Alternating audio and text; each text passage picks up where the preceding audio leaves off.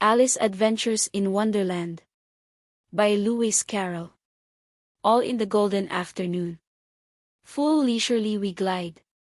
For both our oars, with little skill, by little arms are plied, while little hands make vain pretense our wanderings to guide.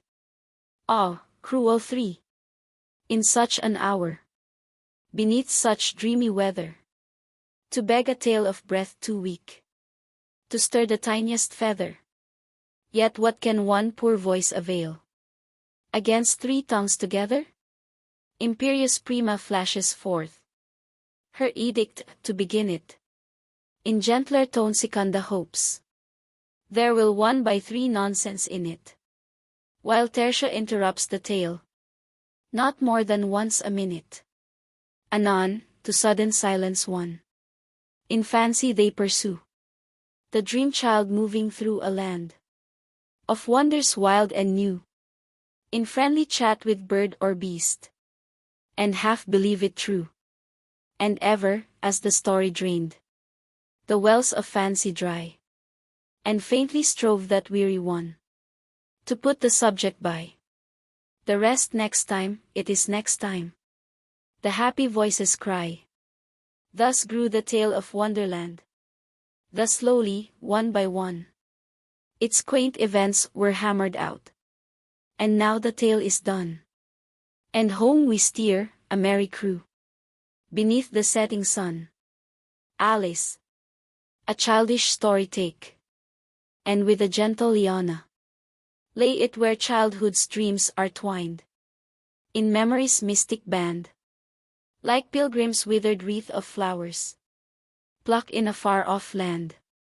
Chapter 1. Down the Rabbit Hole. Alice was beginning to get very tired of sitting by her sister on the bank, and of having nothing to do. Once or twice she had peeped into the book her sister was reading, but it had no pictures or conversations in it, and what is the use of a book, thought Alice, without pictures or conversations? So she was considering in her own mind, as well as she could, for the hot day made her feel very sleepy and stupid, whether the pleasure of making a daisy chain would be worth the trouble of getting up and picking the daisies, when suddenly a white rabbit with pink eyes ran close by her. There was nothing so very remarkable in that, nor did Alice think it so very much out of the way to hear the rabbit say to itself, "Oh dear! Oh dear! I shall be too late." When she thought it over afterwards, it occurred to her that she ought to have wondered at this, but at the time it all seemed quite natural. Winky face. But when the rabbit actually took a watch out of its waistcoat pocket, and looked at it, and then hurried on, Alice started to her feet, for it flashed across her mind that she had never before seen a rabbit with either a waistcoat pocket, or a watch to take out of it, and, burning with curiosity, she ran across the field after it, and was just in time to see it pop down a large rabbit hole under the hedge.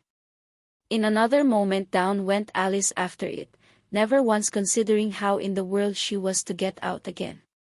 The rabbit hole went straight on like a tunnel for some way, and then dipped suddenly down, so suddenly that Alice had not a moment to think about stopping herself before she found herself falling down what seemed to be a very deep well.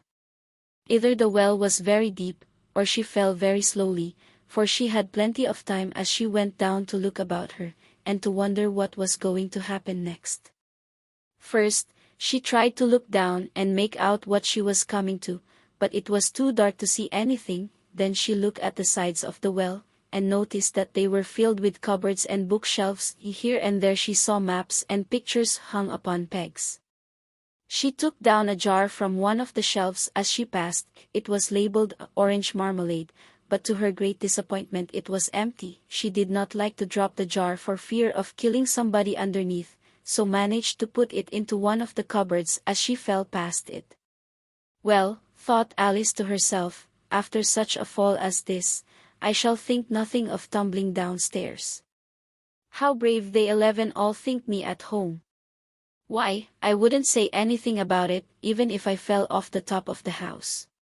Which was very likely true. Down, down, down. Would the fall never come to an end? I wonder how many miles I've fallen by this time, she said aloud. I must be getting somewhere near the center of the earth. Let me see, that would be 4,000 miles down, I think, or 4, you see. Alice had learned several things of this sort in her lessons in the schoolroom, and though this was not a very good opportunity for showing off her knowledge, as there was no one to listen to her, still it was good practice to say it over. Yes, that's about the right distance, but then I wonder what latitude or longitude I've got to? Alice had not the slightest idea what latitude was, or longitude either, but she thought they were nice grand words to say. Presently she began again. I wonder if I shall fall right through the earth. How funny it'll seem to come out among the people that walk with their heads downwards.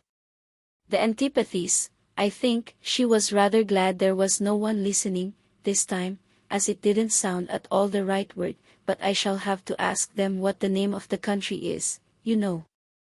Please, ma'am, is this New Zealand or Australia? And she tried to curtsy as she spoke. Fancy curtsying as you're falling through the air. Do you think you could manage it? And what an ignorant little girl she'll think me for asking. No, it'll never do to ask. Perhaps I shall see it written up somewhere. Down, down, down. There was nothing else to do, so Alice soon began talking again. Dinah'll miss me very much tonight, I should think. Dinah was the cat. I hope they'll remember her saucer of milk at tea time. Dinah, my dear. I wish you were down here with me. There are no mice in the air, I'm afraid, but you might catch a bat, and that's very like a mouse, you know. But do cats eat bats, I wonder? And here Alice began to get rather sleepy, and went on saying to herself, in a dreamy sort of way, do cats eat bats? Do cats eat bats, and sometimes, do bats eat cats? For, you see, as she couldn't answer either question, it didn't much matter which way she put it. She felt that she was dozing off, and had just begun to dream that she was walking hand in hand with Dinah, and was saying to her very earnestly, Now, Dinah, tell me the truth, did you ever eat a bat, when suddenly, thump, thump. Down she came upon a heap of sticks and dry leaves, and the foil was over. Alice was not a bit hurt, and she jumped up onto her feet in a moment. She looked up, but it was all dark overhead. Before her was another long passage, and the white rabbit was still in sight, hurrying down it. There was not a moment to be lost. Away went Alice like the wind, and was just in time to hear it say, as it turned a corner, Oh my ears and whiskers, how late it's getting. She was close behind it when she turned the corner, but the rabbit was no longer to be seen. She found herself in a long, low hall, which was lit up by a row of lamps hanging from the roof. There were doors all round the hall, but they were all locked, and when Alice had been all the way down one side and up the other, trying every door, she walked sadly down the middle, wondering how she was ever to get out again. Suddenly she came upon a little three-legged table, all made of solid glass. There was nothing on it but a tiny golden key, and Alice's first idea was that this might belong to one of the doors of the hall, but, alas! Either the locks were too large, or the key was too small, but at any rate it would not open any of them. However, on the second time round, she came upon a low curtain she had not noticed before, and behind it was a little door about 15 inches high. She tried the little key in the lock, and to her great delight it fitted. Alice opened the door and found that it led into a small passage, not much larger than a rat hole. She knelt down and looked along the passage into the loveliest garden you ever saw. How she longed to get out of that dark hall and wander about among those beds of bright flowers and those cool fountains, but she could not even get her head through the doorway, and even if my head would go through, thought poor Alice, it would be of very little use without my shoulders. Oh, how I wish I could shut up like a telescope. I think I could if I only knew how to begin. For, you see, so many out-of-the-way things had happened lately, that Alice had begun to think that very few things indeed were really impossible. There seemed to be no use in waiting by the little door, so she went back to the table, half hoping she might find another key on it, or at any rate a book of rules for shutting people up like telescopes. This time she found a little bottle on it, which certainly was not here before, said Alice, and tied round the neck of the bottle was a paper label, with the words "Drink Me" beautifully printed on it in large letters. It was all very to say "Drink me," but in a hurry.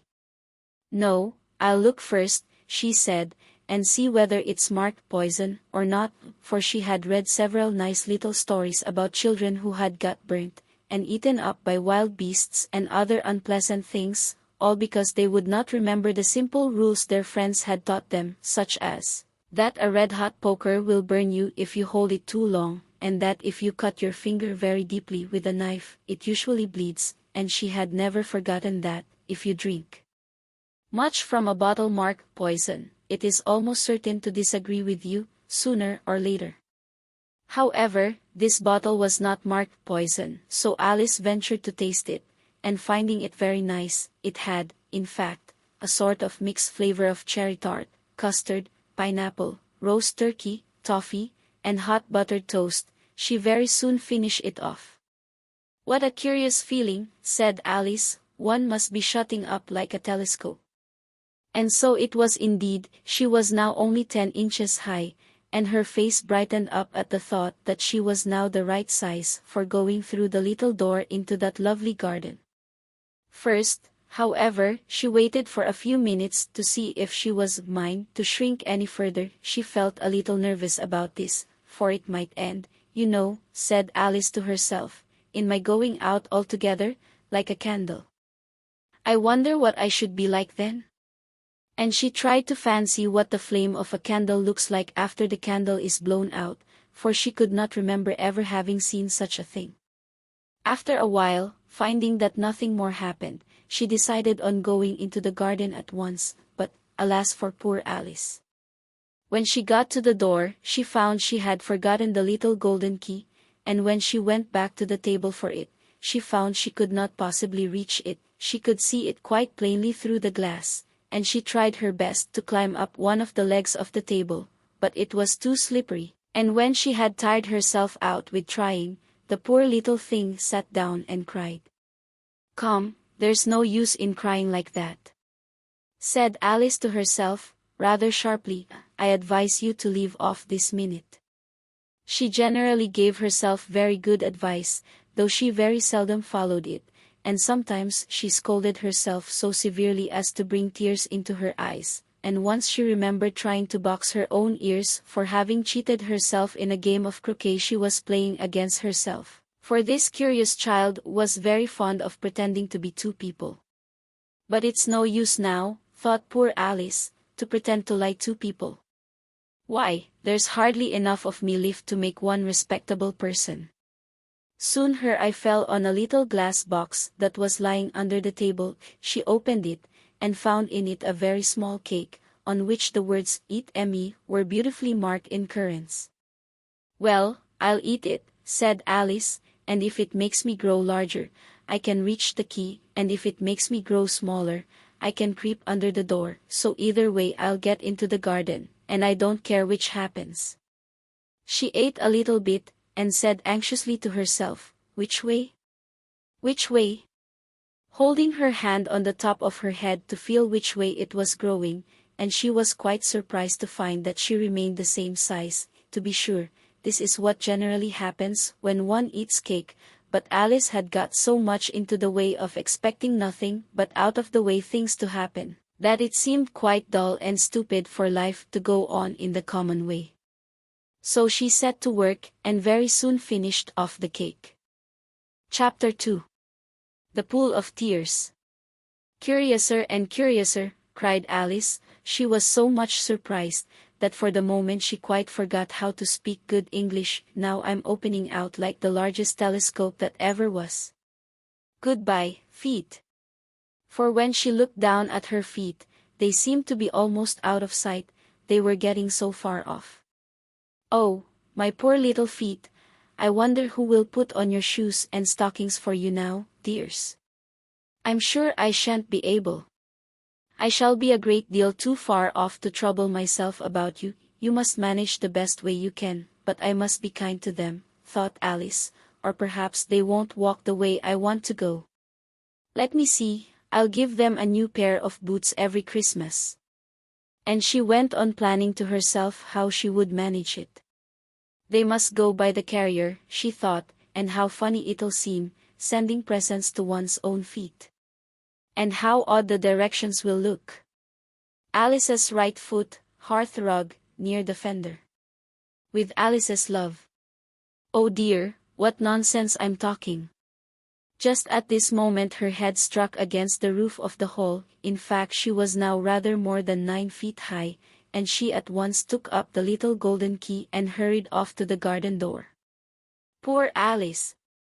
It was as much as she could do, lying down on one side, to look through into the garden with one eye, but to get through was more hopeless than ever. She sat down and began to cry again. You ought to be ashamed of yourself, said Alice, a great girl like you / she might well say this, to go on crying in this way. Stop this moment, I tell you. But she went on all the same, shedding gallons of tears, until there was a large pool all round her, about 4 inches deep and reaching half down the hall. After a time she heard a little pattering of feet in the distance, and she hastily dried her eyes to see what was coming.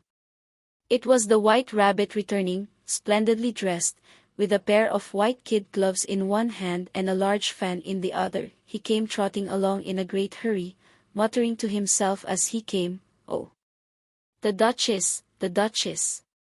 Oh, won't she be savage if I've kept her waiting?" Alice felt so desperate that she was ready to ask help of anyone, so, when the rabbit came near Lyre, she began, in a low, timid voice, "If you please, sir." The rabbit started violently, dropped the white kid gloves and the fan, and scurried away into the darkness as hard as he could go. Alice took up the fan and gloves, and, as the hall was very hot, she kept fanning herself all the time she went on talking, "Dear, dear. How queer everything is today. And yesterday things went on just as usual. I wonder if I've been changed in the night? Let me think, was I the same when I got up this morning? I almost think I can remember feeling a little different. But if I'm not the same, the next question is, who in the world am I? Ah, that's the great puzzle." And she began thinking over all the children she knew that were of the same age as herself, to see if she could have been changed for any of them. "I'm sure I'm not Ada," she said, "for her hair goes in such long ringlets, and mine doesn't go in ringlets at all, and I'm sure I can't be Mabel, for I know all sorts of things, and she, oh, she knows such a very little. Besides, she's she, and I'm I, and, oh dear, how puzzling it all is. I'll try if I know all the things I used to know. Let me see, 4 times 5 is 12. And 4 times 6 is 13, and 4 times 7 is, oh dear. I shall never get to 20 at that rate. However, the multiplication table doesn't signify. Let's try geography. London is the capital of Paris, and Paris is the capital of Rome, and Rome, no, that's all wrong, I'm certain. I must have been changed for Mabel. I'll try and say, how doth the little," and she crossed her hands on her lap as if she were saying lessons, and began to repeat it, but her voice sounded hoarse and strange, and the words did not come the same as they used to do. "How doth the little crocodile improve his shining tail, and pour the waters of the Nile on every golden scale? How cheerfully he seems to grin, how neatly spreads his claws, and welcomes little fishes in with gently smiling jaws." "I'm sure those axe not the right words / said poor Alice, and her eyes filled with tears again as she went on. "I must be Mabel after all, and I shall have to go and live in that poky little house, and have next to no toys to play with, and oh, ever so many lessons to learn. No, I've made up my mind about it. If I'm Mabel, I'll stay down here. It'll be no use their putting their heads down and saying, "Come up again, dear." I shall only look up and say, "Who am I then?" Tell me that first, and then, if I like being that person, I'll come up. If not, I'll stay down here till I'm somebody else. But, oh dear, cried Alice, with a sudden burst of tears, I do wish they would put their heads down. I am so very tired of being all alone here. As she said this, she looked down at her hands, and was surprised to see that she had put on one of the rabbit's little white kid gloves while she was talking. How can I have done that? She thought. I must be growing small again. She got up and went to the table to measure herself by it, and found that, as nearly as she could guess, she was now about 2 feet high, and was going on shrinking rapidly. She soon found out that the cause of this was the fan she was holding, and she dropped it hastily, just in time to save herself from shrinking away altogether. That was a narrow escape, said Alice, a good deal frightened at the sudden change, but very glad to find herself still in existence. And now for the garden one, and she ran with all speed back to the little door, but, alas! The little door was shut again, and the little golden key was lying on the glass table as before, and things are worse than ever, thought the poor child, for tea never was so small as this before, never. And I declare it's too bad, that it is. As she said these words her foot slipped, and in another moment, splash! She was up to her chin in salt water. Her first idea was that she had somehow fallen into the sea, and in that case I can go back by railway / Sly said to herself. Alice had been to the seaside once in her life, and had come to the general conclusion that wherever you go to on the English coast you find a number of bathing machines in the sea, some children digging in the sand with wooden spades, then a row of lodging houses, and behind them a railway station. However, she soon made out that she was in the pool of tears which she had wept when she was 9 feet high. I wish Tea hadn't cried so much, said Alice, as she swam about, trying to find her way out. I shall be punished for it now, I suppose, by being drowned in my own tears. That will be a queer thing, to be sure. However, everything is queer today. Just then she heard something splashing about in the pool a little way off, and she swam nearer to make out what it was. At first she thought it must be a walrus or hippopotamus, but then she remembered how small she was now, and she soon made out that it was only a mouse that had slipped in like herself. Would it be of any use, now, thought Alice, to speak to this mouse? Everything is so out of the way down here, that I should think very likely it can talk. At any rate, there's no harm in trying. So she began, "Zero Mouse, do you know the way out of this pool? I am very tired of swimming about here, Zero Mouse." Alice thought this must be the right way of speaking to a mouse. She had never done such a thing before, but she remembered having seen in her brother's Latin grammar, a mouse of a mouse, to a mouse, Zero Mouse. Mouse looked at her rather inquisitively, and seemed to her to wink with one of its little eyes, but it said nothing. Perhaps it doesn't understand English, thought Alice. I dare say it's a French mouse, come over with William the Conqueror. For, with all her knowledge of history, Alice had no very clear notion how long ago anything had happened. So she began again, "Oil est ma chat," which was the first sentence in her French lesson book. The mouse gave a sudden leap out of the aviator, and seemed to quiver all over with fright. "Oh, I beg your pardon," cried Alice hastily, afraid that she had hurt the poor animal's feelings. "I quite forgot you didn't like cats." "Not like cats," cried the mouse, in a shrill, passionate voice. "Would you like cats if you were me?" "Well, perhaps not," said Alice in a soothing tone. "Don't be angry about it.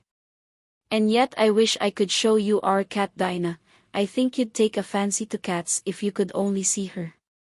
She is such a dear quiet thing," Alice went on, half to herself, as she swam lazily about in the pool, "and she sits purring so nicely by the fire, licking her paws and washing her face, and she is such a nice soft thing to nurse, and she is such a capital one for catching mice. Oh, I beg your pardon," cried Alice again, for this time the mouse was bristling all over, and she felt certain it must be really offended. "We won't talk about her any more if you'd rather not." "We, indeed," cried the mouse, who was trembling down to the end of his tail. As if Slash would talk on such a subject. "Our family always hated cats, nasty, low, vulgar things. Don't let me hear the name again." "I want indeed," said Alice, in a great hurry to change the subject of conversation. Are you fond of dogs?" The mouse did not answer, so Alice went on eagerly. "There is such a nice little dog near our house I should like to show you. A little Brighton terrier, you know, with such long curly brown hair. And it'll fetch things when you throw them, and it'll sit up and beg for its dinner, and all sorts of things, I can't remember half of them, and it belongs to a farmer, you know, and he says it's so useful, it's worth £100. He says it kills all the rats and—" "Oh dear," cried Alice in a sorrowful tone. I'm afraid I've offended it again." For the mouse was swimming away from her as hard as it could go, and making quite a commotion in the pool as it went. So she called softly after it, "Mouse dear, do come back again, and we won't talk about cats or dogs either, if you don't like them." When the mouse heard this, it turned round and swam slowly back to her. Its face was quite pale with passion, Alice thought, and it said in a low, trembling voice, "Let us get to the shore, and then I'll tell you my history, and you'll understand why it is I hate cats and dogs."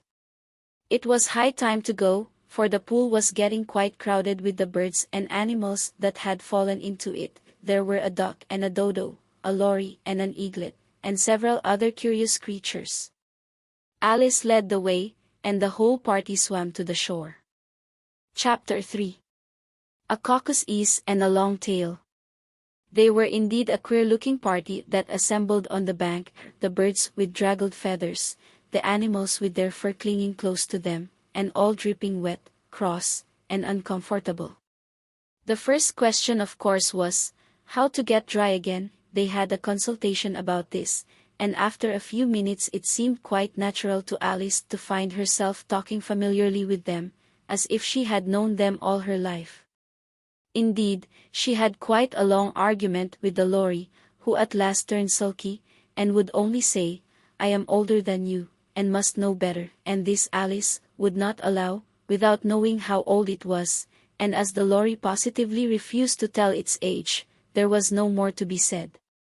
At last the mouse, who seemed to be a person of some authority among them, called out, "Sit down, all of you, and listen to me. I'll soon make you dry enough." They all sat down at once, in a large ring, with the mouse in the middle. Alice kept her eyes anxiously fixed on it, for she felt sure she would catch a bad cold if she did not get dry very soon. "Ahem," said the mouse with an important air, "are you all ready? This is the driest thing I know. Silence all round, if you please." William the Conqueror, whose cause was favored by the Pope, was soon submitted to by the English, who wanted leaders, and had been of late much accustomed to usurpation and conquest. Edwin and Morcar, the Earls of Mercia and Northumbria. "Ugh," said the lory, with a shiver. "I beg your pardon," said the mouse, frowning, but very politely. "Did you speak?" "No, said the lory hastily. "I thought you did," said the mouse. "I proceed. Edwin and Morcar, the Earls of Mercia and Northumbria, declared for him, and even Stigand, the patriotic Archbishop of Canterbury, found it advisable." "Found what?" said the duck. "Found it," the mouse replied rather crossly. "Of course you know what it means." "I know what it means well enough. When I find a thing," said the duck, "it's generally a frog or a worm. The question is, what did the Archbishop find?" The mouse did not notice this question, but hurriedly went on, found it advisable to go with EDG, A.R. Athelino, to meet William and offer him the crown. William's conduct at first was moderate. But the insolence of his Normans, "How are you getting on now, my dear?" it continued, turning to Alice as it spoke. "As wet as ever," said Alice in a melancholy tone. "It doesn't seem to dry me at all." "In that case," said the dodo solemnly, rising to its feet, "I move that the meeting adjourn, for the immediate adoption of more energetic remedies." "Speak English," said the eaglet. "I don't know the meaning of half those long words, and, what's more, I don't believe you do either." And the eaglet bent down its head to hide a smile. Some of the other birds tittered audibly. "What I was going to say," said the dodo in an offended tone, "was, that the best thing to get us dry would be a caucus race." "What is a caucus race?" said Alice, not that she wanted much to know, but the dodo had paused as if it thought that somebody ought to speak, and no one else seemed inclined to say anything. "Why," said the dodo, "the best way to explain it is to do it. And as you might like to try the thing yourself, some winter day, he will tell you how the dodo managed it. First it marked out a race course, in a sort of circle. The exact shape doesn't matter, it said, and then all the party were placed along the course, here and there. There was no 1, 2, 3, and away, but they began running when they liked, and left off when they liked, so that it was not easy to know when the race was over. However, when they had been running half an hour or so, and were quite dry again, the dodo suddenly called out, 'The race is over,' and they all crowded round it, panting, and asking, 'But who has won?' This question the dodo could not answer without a great deal of thought, and it sat for a long time with one finger pressed upon its forehead, the position in which you usually see Shakespeare, in the pictures of him, while the rest waited in silence. At last the dodo said, 'Everybody has won, and all must have prizes.' 'But who is to give the prizes?' quite a chorus of voices asked. 'Why, she, of course,' said the dodo, pointing to Alice with one finger, and the whole party at once crowded round her, calling out in a confused way, 'Prizes! Prizes!' Alice had no idea what to do, and in despair she put her hand in her pocket, and pulled out a box of comfits. Luckily the salt water had not got into it, and handed them round as prizes. There was exactly one apiece, all round.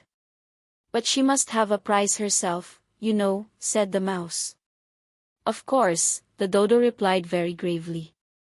'What else have you got in your pocket?' he went on, turning to Alice. 'Only a thimble,' said Alice sadly. 'Hand it over here,' said the dodo. Then they all crowded round her once more, while the dodo solemnly presented the thimble, saying, 'We beg your acceptance of this elegant thimble,' and, when it had finished this short speech, they all cheered. Alice thought the whole thing very absurd, but they all looked so grave that she did not dare to laugh, and as she could not think of anything to say, she simply bowed, and took the thimble, looking as solemn as she could. The next thing was to eat the comfits. This caused some noise and confusion, as the large birds complained that they could not taste theirs, and the small ones choked and had to be patted on the back. However, it was over at last, and they sat down again in a ring, and begged the mouse to tell them something more. 'You promised to tell me your history, you know,' said Alice, 'and why it is you hate C&D, she added in a whisper, half afraid that it would be offended again. 'Mine is a long and a sad tale,' said the mouse, turning to Alice, and sighing. 'It is a long tale, certainly,' said Alice, looking down with wonder at the mouse's tail, 'but why do you call it sad?' And she kept on puzzling about it while the mouse was speaking, so that her idea of the tale was something like this. Fury said to a mouse, that he met in the house, 'Let us both go to law, I will prosecute you.' 'Come, I'll take no denial, we must have a trial, for really this morning I've nothing to do,' said the mouse to the cur. 'Such a trial, dear sir, with no jury or judge, would be wasting our breath.' I'll be judge, I'll be jury, said cunning old Fury, I'll try the whole cause, and condemn you to death. You are not attending, said the mouse to Alice, severely. What are you thinking of? I beg your pardon, said Alice very humbly, you had got to the fifth bend, I think. I had not, cried the mouse, sharply and very angrily. A knot, said Alice, always ready to make herself useful, and looking anxiously about her. Oh, do let me help to undo it. I shall do nothing of the sort, said the mouse, getting up and walking away. You insult me by talking such nonsense. I didn't mean it, pleaded poor Alice. But you're so easily offended, you know. The mouse only growled in reply. Please come back and finish your story. Alice called after it, and the others all joined in chorus, yes, please do, but the mouse only shook its head impatiently, and walked a little quicker. What a pity it wouldn't stay, sighed the lorry, as soon as it was quite out of sight, and an old crab took the opportunity of saying to her daughter, Ah, my dear. Let this be a lesson to you never to lose your temper. Hold your tongue, Ma, said the young crab, a little snappishly. You're enough to try the patience of an oyster. I wish I had our Dinah here, I know I do, said Alice aloud, addressing nobody in particular. She'd soon fetch it back. And who is Dinah, if I might venture to ask the question, said the lorry. Alice replied eagerly, for she was always ready to talk about her pet, Dinah's our cat. And she's such a capital one for catching mice, you can't think. And oh, I wish you could see her after the birds. Why, she'll eat a little bird as soon as look at it. This speech caused a remarkable sensation among the party. Some of the birds hurried off at once. One old magpie began wrapping itself up very carefully, remarking, I really must be getting home, the night air doesn't suit my throat, and a canary called out in a trembling voice to its children, Come away, my dears. It's high time you were all in bed. On various pretexts they all moved off, and Alice was soon left alone. I wish I hadn't mentioned Dinah, she said to herself in a melancholy tone. Nobody seems to like her, down here, and I'm sure she's the best cat in the world. Oh, my dear Dinah. I wonder if I shall ever see you any more. And here poor Alice began to cry again, for she felt very lonely and low-spirited. In a little while, however, she again heard a little pattering of footsteps in the distance, and she looked up eagerly, half hoping that the mouse had changed his mind, and was coming back to finish his story. Chapter 4. The Rabbit Sends in a Little Bill. It was the White Rabbit, trotting slowly back again, and looking anxiously about as it went, as if it had lost something, and she heard it muttering to itself, The Duchess. The Duchess. Oh my dear paws. Oh my fur and whiskers. She'll get me executed, as sure as ferrets are ferrets. Where can I have dropped them, I wonder? Alice guessed in a moment that it was looking for the fan and the pair of white kid gloves, and she very good-naturedly began hunting about for them, but they were nowhere to be seen. Everything seemed to have changed since her swim in the pool, and the great hall, with the glass table and the little door, had vanished completely. Very soon the rabbit noticed Alice's as she went hunting about, and called out to her in an angry tone, Why, Mary Ann, what are you doing out here? Run home this moment, and fetch me a pair of gloves and a fan quick, now. And Alice was so much frightened that she ran off at once in the direction it pointed to, without trying to explain the mistake that it had made. He took me for his housemaid, she said to herself as she ran. How surprised he'll be when he finds out who I am. But I'd better take him his fan and gloves, that is, if I can find them. As she said this, she came upon a neat little house, on the door of which was a bright brass plate with the name W. Rabbit engraved upon it. She went in without knocking, and hurried upstairs, in great fear lest she should meet the real Mary Ann, and be turned out of the house before she had found the fan and gloves. How queer it seems, Alice said to herself, to be going messages for a rabbit. I suppose Dinah'll be sending me on messages next. And she began fancying the sort of thing that would happen. Miss Alice, come here directly, and get ready for your walk. Coming in a minute, nurse. But I've got to watch this mouse hole till Dinah comes back, and see that the mouse doesn't get out. Only I don't think, Alice went on, that they'd let Dinah stop in the house if it began ordering people about like that. By this time she had found her way into a tidy little room with a table in the window, and on it, as she had hoped, a fan and 2 or 3 pairs of tiny white kid gloves. She took up the fan and a pair of the gloves, and was just going to leave the room, when her eye fell upon a little bottle that stood near the looking-glass.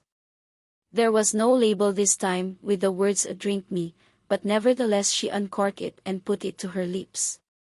I know something interesting is sure to happen, she said to herself, whenever I eat or drink anything, so I'll just see what this bottle does. I do hope it'll make me grow large again, for really I'm quite tired of being such a tiny little thing. It did so indeed, and much sooner than she had expected. Before she had drunk half the bottle, she found her head pressing against the ceiling, and had to stoop to save her neck from being broken. She hastily put down the bottle, saying to herself, "That's quite enough, I hope I shan't grow any more. As it is, I can't get out at the door. I do wish I hadn't drunk quite so much." Alas! It was too late to wish that.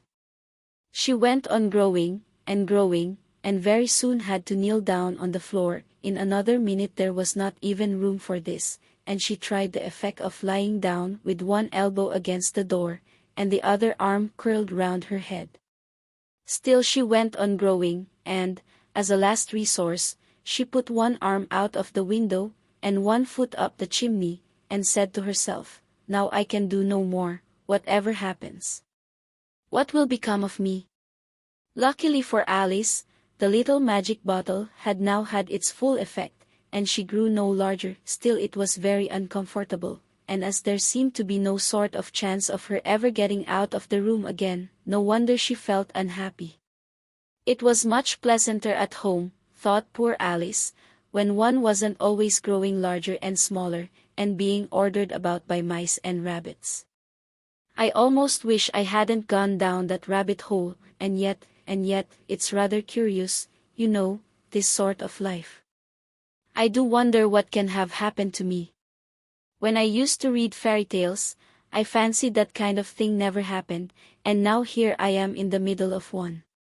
There ought to be a book written about me, that there ought. And when I grow up, I'll write one, but I'm grown up now, she added in a sorrowful tone. At least there's no room to grow up any more here. Asterisk. But then, thought Alice, shall I never get any older than I am now? That 11 be a comfort, one way, never to be an old woman, but then, always to have lessons to learn. Oh, I shouldn't like that. Oh, you foolish Alice, she answered herself. How can you learn lessons in here? Why, there's hardly room for you, and no room at all for any lesson books. And so she went on, taking first one side and then the other, and making quite a conversation of it altogether. But after a few minutes she heard a voice outside, and stopped to listen. "Mary Ann. Mary Ann," said the voice, "fetch me my gloves this moment." Then came a little pattering of feet on the stairs. Alice knew it was the rabbit coming to look for her, and she trembled till she shook the house, quite forgetting that she was now about 1,000 times as large as the rabbit, and had no reason to be afraid of it. Presently the rabbit came up to the door, and tried to open it, but as the door opened inwards, and Alice's elbow was pressed hard against it, that attempt proved a failure. Alice heard it say to itself, "Then I'll go round and get in at the window." "That you won't," thought Alice, and, after waiting till she fancied she heard the rabbit just under the window, she suddenly spread out her hand, and made a snatch in the air. She did not get hold of anything, but she heard a little shriek and a fall, and a crash of broken glass, from which she concluded that it was just possible it had fallen into a cucumber frame, or something of the sort. Next came an angry "Pat! Pat! Where are you?" voice she had never heard before. "Sure then I'm here." "Digging for apples, Your Honor." "Digging for apples, indeed," said the rabbit angrily. "Here. Come and help me out of this." Sounds of more broken glass.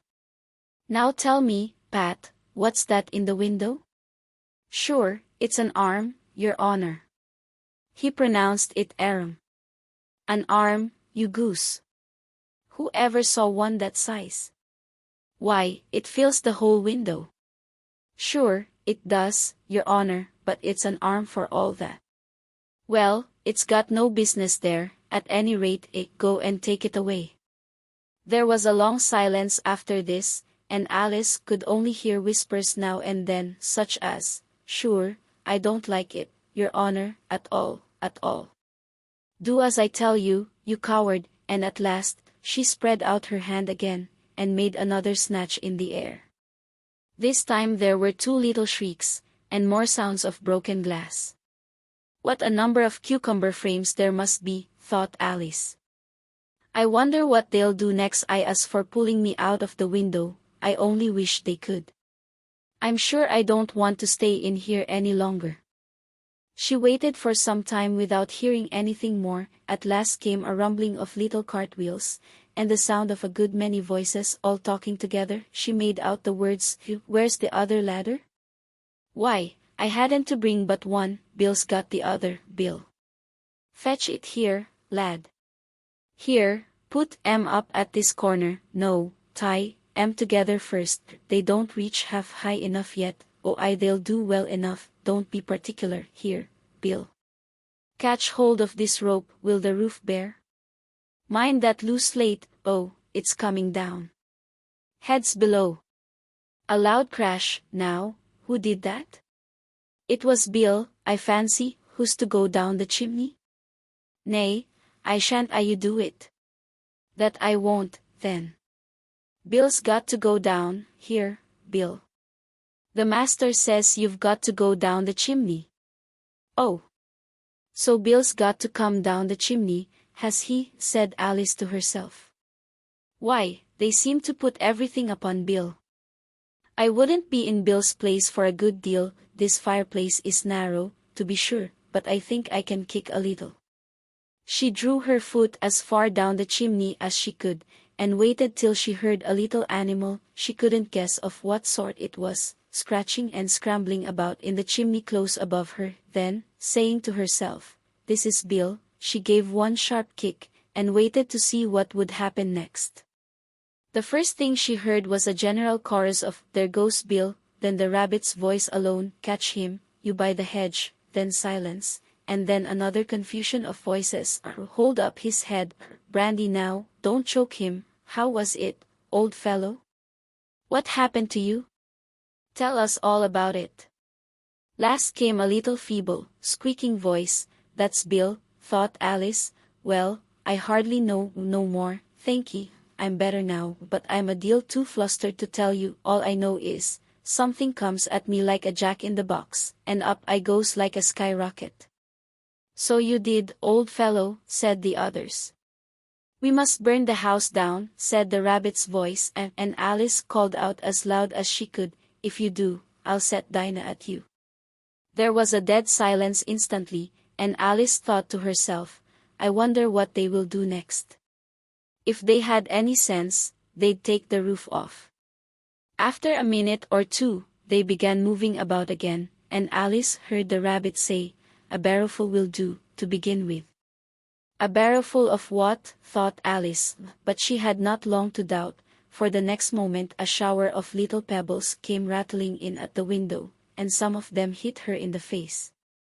"I'll put a stop to this," she said to herself, and shouted out, "You'd better not do that again," which produced another dead silence. Alice noticed with some surprise that the pebbles were all turning into little cakes as they lay on the floor, and a bright idea came into her head. If I eat one of these cakes, she thought, it's sure to make some change in my size, and as it can't possibly make me larger, it must make me smaller, I suppose. So she swallowed one of the cakes, and was delighted to find that she began shrinking directly. As soon as she was small enough to get through the door, she ran out of the house, and found quite a crowd of little animals and birds waiting outside. The poor little lizard, Bill, was in the middle, being held up by 2 guinea pigs, who were giving it something out of a bottle. They all made a rush at Alice the moment she appeared, but she ran off as hard as she could, and soon found herself safe in a thick wood. "The first thing I've got to do," said Alice to herself, as she wandered about in the wood, "is to grow to my right size again, and the second thing is to find my way into that lovely garden. I think that will be the best plan." It sounded an excellent plan, no doubt, and very neatly and simply arranged. The only difficulty was, that she had not the smallest idea how to set about it, and while she was peering about anxiously among the trees, a little sharp bark just over her head made her look up in a great hurry. An enormous puppy was looking down at her with large round eyes, and feebly stretching out one paw, trying to touch her.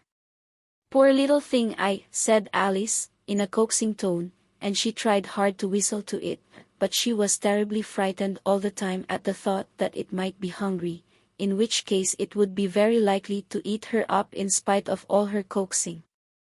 Hardly knowing what she did, she picked up a little bit of stick, and held it out to the puppy, whereupon the puppy jumped into the air off all its feet at once, with a yelp of delight, and rushed at the stick, and made believe to worry it. Then Alice dodged behind a great thistle, to keep herself from being run over, and the moment she appeared on the other side, the puppy made another rush at the stick, and tumbled head over heels in its hurry to get hold of it. Then Alice, thinking it was very like having a game of play with a cart horse, and expecting every moment to be trampled under its feet, ran round the thistle again. Then the puppy began a series of short charges at the stick, running a very little way forwards each time and a long way back, and barking hoarsely all the while, till at last it sat down a good way off, panting, with its tongue hanging out of its mouth, and its great eyes half shut.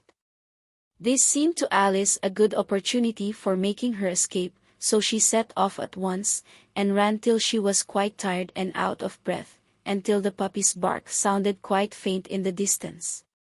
"And yet what a dear little puppy it was," said Alice, as she leant against a buttercup to rest herself, and fanned herself with one of the leaves. "I should have liked teaching it tricks very much, if I'd only been the right size to do it.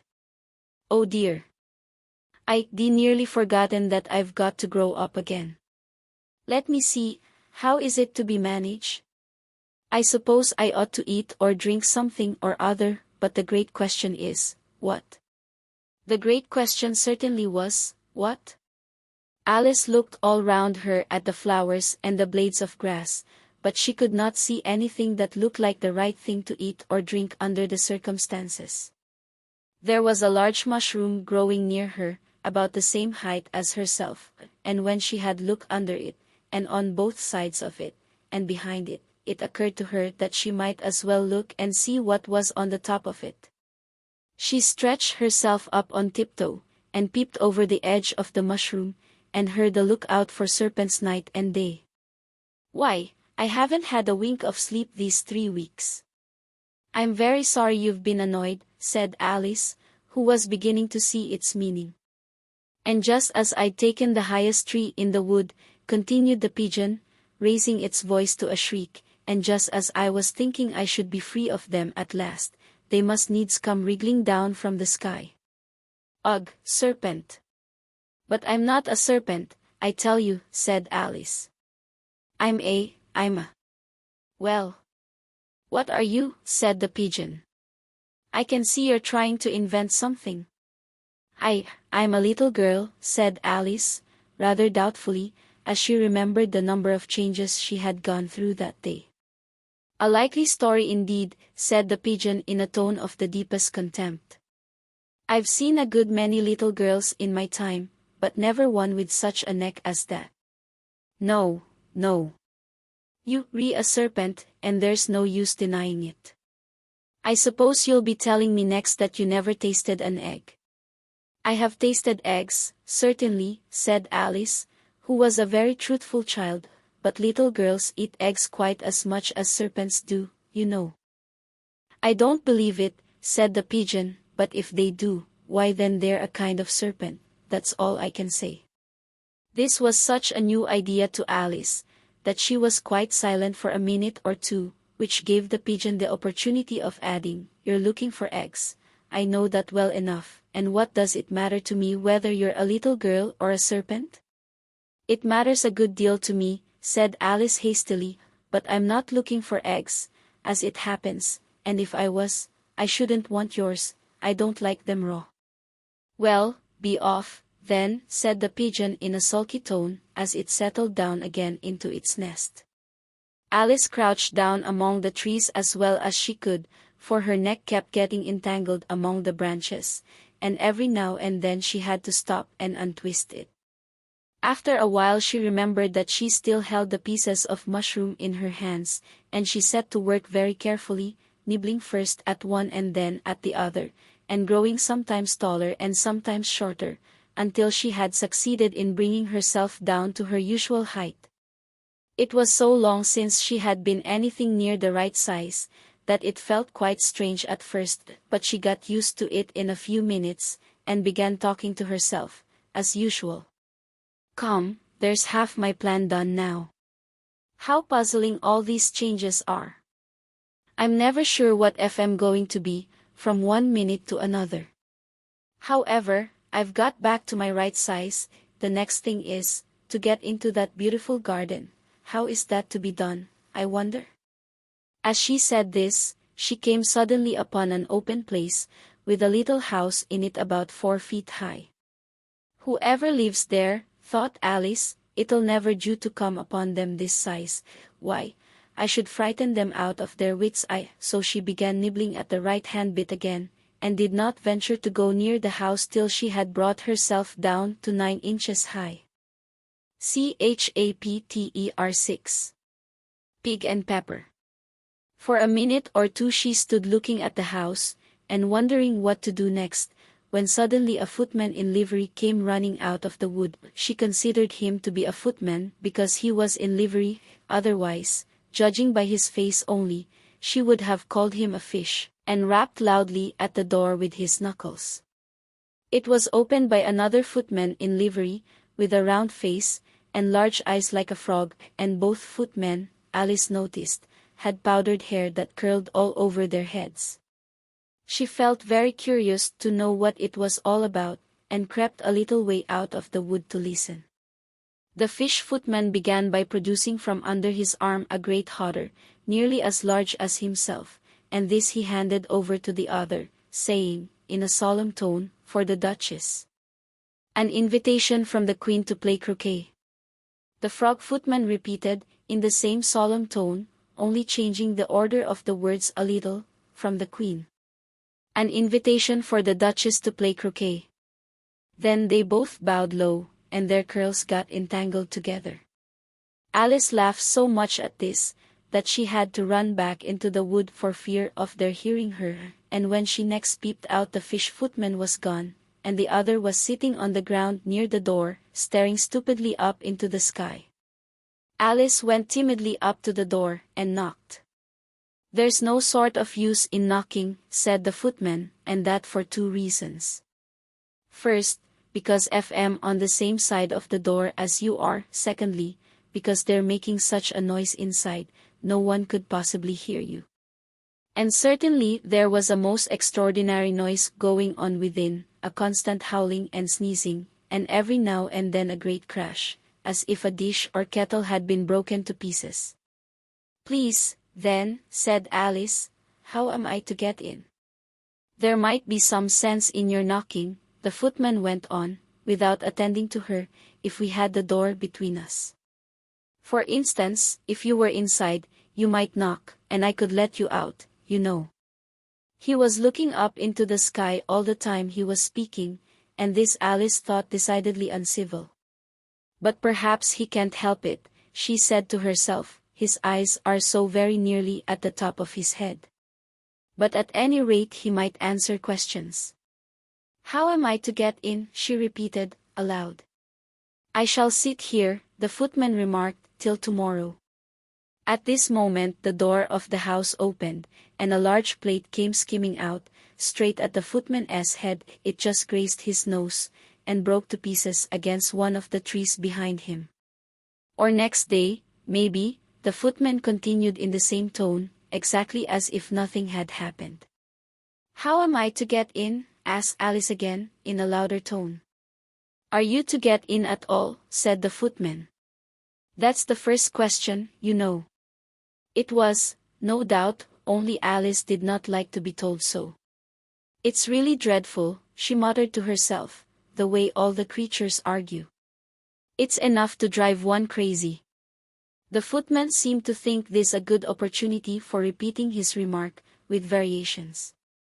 "I shall sit here," he said, "on and off, for days and days." "But what am I to do?" said Alice. "Anything you like," said the footman, and began whistling. "Oh, there's no use in talking to him," said Alice desperately, "he's perfectly idiotic." And she opened the door and went in. The door led right into a large kitchen, which was full of smoke from one end to the other. The Duchess was sitting on a three-legged stool in the middle, nursing a baby. The cook was leaning over the fire, stirring a large cauldron which seemed to be full of soup. "There's certainly too much pepper in that soup," Alice said to herself, as well as she soup could for sneezing. There was certainly too much of it in the air. Even the Duchess sneezed occasionally, and as for the baby, it was sneezing and howling alternately without a moment's pause. The only two creatures in the kitchen that did not sneeze were the cook and a large cat which was sitting on the hearth and grinning from ear to ear. "Please would you tell me," said Alice, a little timidly, for she was not quite sure whether it was good manners for her to speak first, "why your cat grins like that?" "It's a Cheshire Cat," said the Duchess, "and that's why." "Pig." She said the last word with such sudden violence that Alice quite jumped, but she saw in another moment that it was addressed to the baby, and not to her, so she took courage, and went on again. "I didn't know that Cheshire Cats always grinned. In fact, I didn't know that cats could grin." "They all can," said the Duchess, "and most of 'em do." "I don't know of any that do," Alice said very politely, feeling quite pleased to have got into a conversation. "You don't know much," said the Duchess, "and that's a fact." Alice did not at all like the tone of this remark, and thought it would be as well to introduce some other subject of conversation. While she was trying to fix on one, the cook took the cauldron of soup off the fire, and at once set to work throwing everything within her reach at the Duchess and the baby. The fire irons came first, then followed a shower of saucepans, plates, and dishes. The Duchess took no notice of them even when they hit her, and the baby was howling so much already, that it was quite impossible to say whether the blows hurt it or not. "Oh, please mind what you're doing," cried Alice, jumping up and down in an agony of terror. "Oh, there goes his precious nose," as an unusually large saucepan flew close by it, and very nearly carried it off. "If everybody minded their own business," the Duchess said in a hoarse growl, "the world would go round a deal faster than it does." "Which would not be an advantage," said Alice, who felt very glad to get an opportunity of showing off a little of her knowledge. "Just think what work it would make with the day and night. You see, the Earth takes 24 hours to turn round on its axis." "Talking of axes," said the Duchess, "chop off her head." Alice glanced rather anxiously at the cook, to see if she meant to take the hint, but the cook was busily stirring the soup, and seemed not to be listening, so she went on again. 24 hours, I think, or is it 12? "Oh, don't bother me," said the Duchess, "I never could abide figures." And with that she began nursing her child again, singing a sort of lullaby to it as she did so, and giving it a violent shake at the end of every line. "Speak roughly to your little boy." And beat him when he sneezes. He only does it to annoy. Because he knows it teases. Chorus. In which the cook and the baby joined. Wow! Wow! Wow! While the Duchess sang the second verse of the song, she kept tossing the baby violently up and down, and the poor little thing howled so that Alice could hardly hear the words. I speak severely to my boy. I beat him when he sneezes. For he can thoroughly enjoy the pepper when he pleases. Chorus. Wow! Wow! Wow! Here. You may nurse it a bit, if you like, the Duchess said to Alice, flinging the baby at her as she spoke. I must go and get ready to play croquet with the Queen, and she hurried out of the room. The cook threw a frying pan after her as she went, but it just missed her. Alice caught the baby with some difficulty, as it was a queer-shaped little creature, and held out its arms and legs in all directions, just like a starfish, thought Alice. The poor little thing was snorting like a steam engine when she caught it, and kept doubling itself up and straightening itself out again, so that altogether, for the first minute or two, it was as much as she could do to hold it.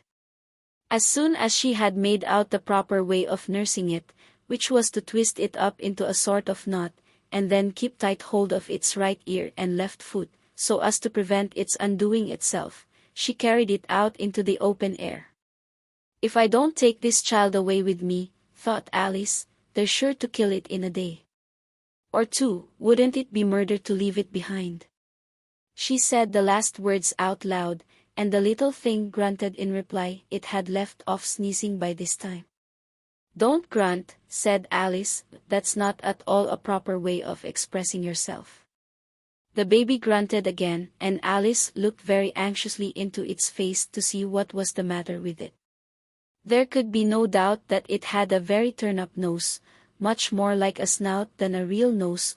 Also its eyes were getting extremely small for a baby. Altogether Alice did not like the look of the thing at all. But perhaps it was only sobbing, she thought, and looked into its eyes again, to see if there were any tears. No, there were no tears. If you're going to turn into a pig, my dear, said Alice, seriously, I'll have nothing more to do with you. Mind now. The poor little thing sobbed again, or grunted, it was impossible to say which, and they went on for some while in silence. Alice was just beginning to think to herself, now, what am I to do with this creature when I get it home? When it grunted again, so violently, that she looked down into its face in some alarm. This time there could be no mistake about it, it was neither more nor less than a pig, and she felt that it would be quite absurd for her to carry it any further. So she set the little creature down, and felt quite relieved to see it trot away quietly into the wood. If it had grown up, she said to herself, it would have made a dreadfully ugly child, but it makes rather a handsome pig, I think. And she began thinking over other children she knew, who might do very well as pigs, and was just saying to herself, if one only knew the right way to change them, when she was a little startled by seeing the Cheshire Cat sitting on a bough of a tree a few yards off. The cat only grinned when it saw Alice. It looked good-natured, she thought, still it had very long claws and a great many teeth, so she felt that it ought to be treated with respect. Cheshire Puss, she began, rather timidly, as she did not at all know whether it would like the name. However, it only grinned a little wider. Come, it's pleased so far, thought Alice, and she went on, would you tell me, please, which way I ought to go from here? That depends a good deal on where you want to get to, said the cat. I don't much care where, said Alice. Then it doesn't matter which way you go, said the cat. So long as I get somewhere, Alice added as an explanation. Oh, you're sure to do that, said the cat, if you only walk long enough. Alice felt that this could not be denied, so she tried another question. What sort of people live about here? In that direction, the cat said, waving its right paw round, lives a hatter, and in that direction, waving the other paw, lives a March hare. Visit either you like, they're both mad. But I don't want to go among mad people, Alice remarked. Oh, you can't help that, said the cat, we're all mad here. I'm mad. You're mad. How do you know I'm mad, said Alice. You must be, said the cat, or you wouldn't have come here. Alice didn't think that proved it at all, however, she went on, and how do you know that you're mad? To begin with, said the cat, a dog's not mad. You grant that? I suppose so, said Alice. Well, then, the cat went on, you see a dog growls when it's angry, and wags its tail when it's pleased. Now / growl when I'm pleased, and wag my tail when I'm angry. Therefore I'm mad. I call it purring, not growling, said Alice.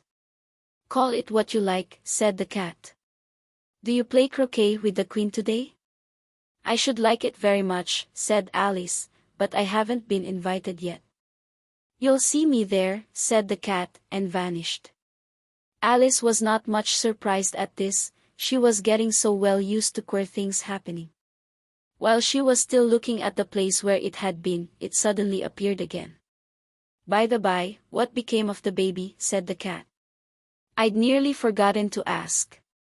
It turned into a pig, Alice answered very quietly, just as if the cat had come back in a natural way. I thought it would, said the cat, and vanished again. Alice waited a little, half expecting to see it again, but it did not appear, and after a minute or two she walked on in the direction in which the March hare was said to live. We've seen hatters before, she said to herself, the March hare will be much the most interesting, and perhaps as this is May it won't be raving mad, at least not so mad as it was in March. As she said this, she looked up, and there was the cat again, sitting on a branch of a tree. Did you say pig, or fig, said the cat.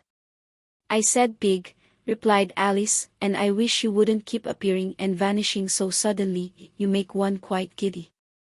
All right, said the cat, and this time it vanished quite slowly, beginning with the end of the tail, and ending with the green, which remained some time after the rest of it had gone.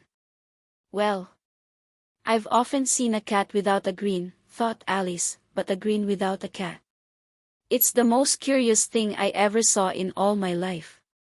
She had not gone much farther before she came in sight of the house of the March hare. She thought it must be the right house, because the chimneys were shaped like ears and the roof was thatched with fur.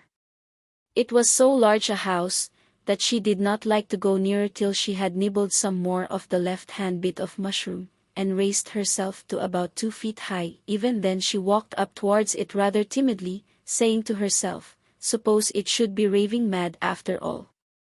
I almost wish I'd gone to see the hatter instead.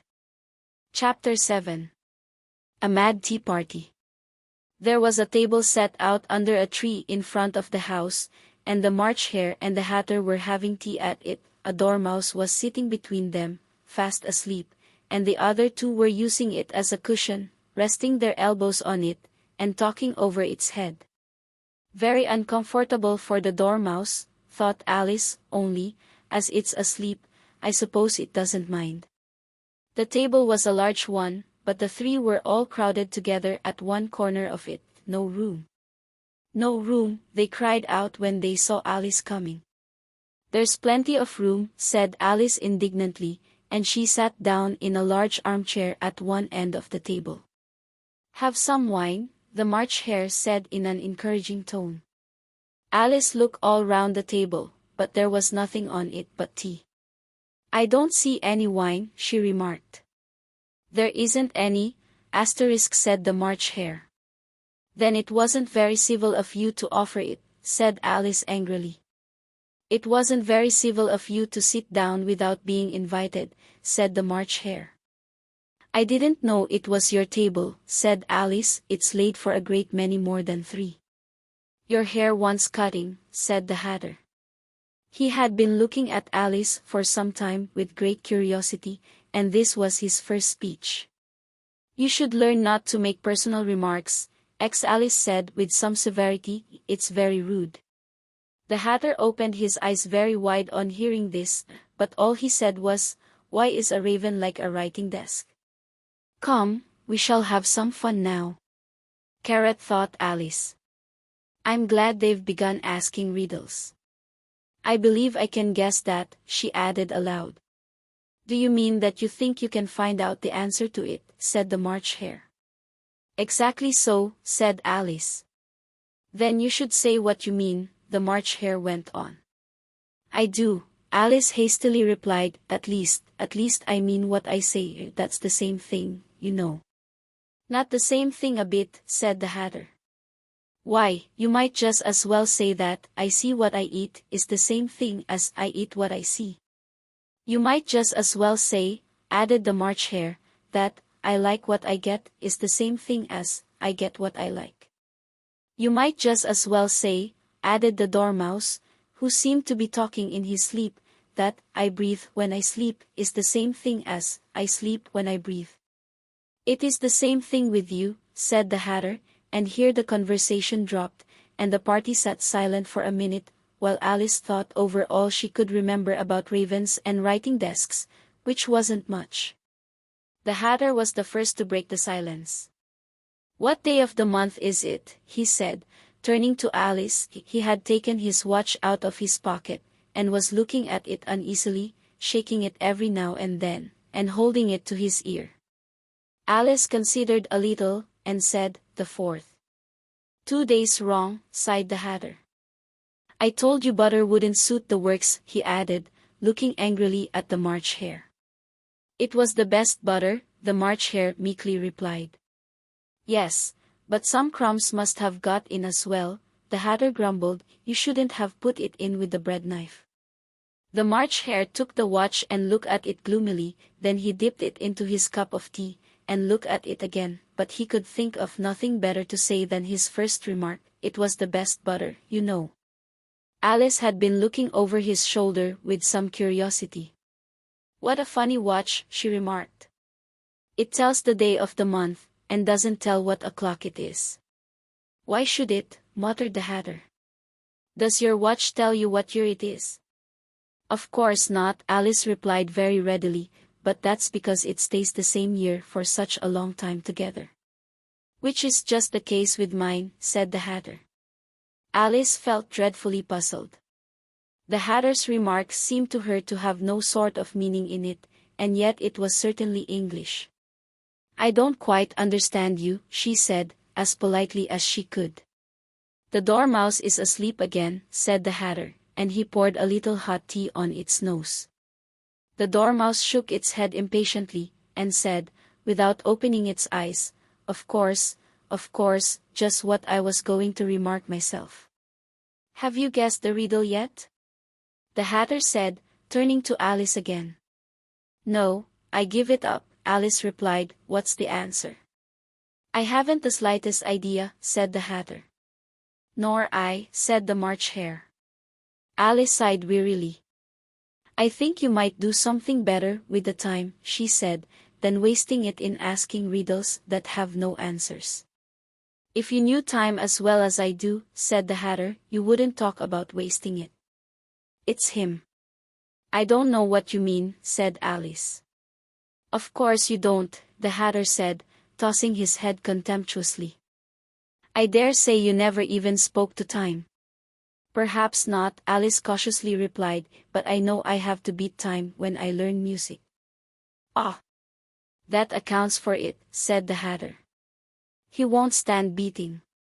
Now, if you only kept on good terms with him, he'd do almost anything you like with the clock. For instance, suppose it were 9 o'clock in the morning, just time to begin lessons, you'd only have to whisper a hint to time, and round goes the clock in a twinkling. 1:30, time for dinner." "I only wish it was," the March Hare said to itself in a whisper.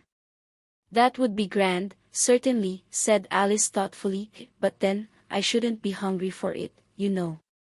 "Not at first, perhaps," said the Hatter, "but you could keep it to 1:30 as long as you liked." "Is that the way you manage?" Alice asked. The Hatter shook his head mournfully. "Not he replied.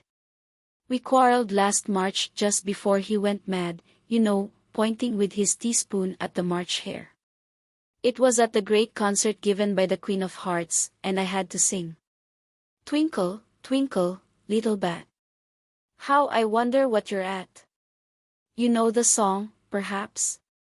I've heard something like it, said Alice. It goes on, you know, the Hatter continued. In this way. Up above the world you fly. Like a tea tray in the sky. Twinkle, twinkle.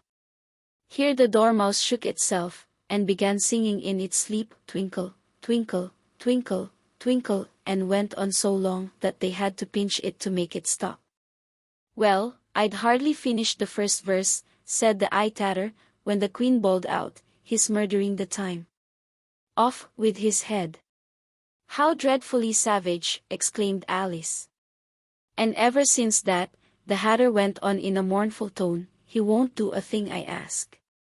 It's always 6 o'clock now. A bright idea came into Alice's head. Is that the reason so many tea things are put out here? She asked.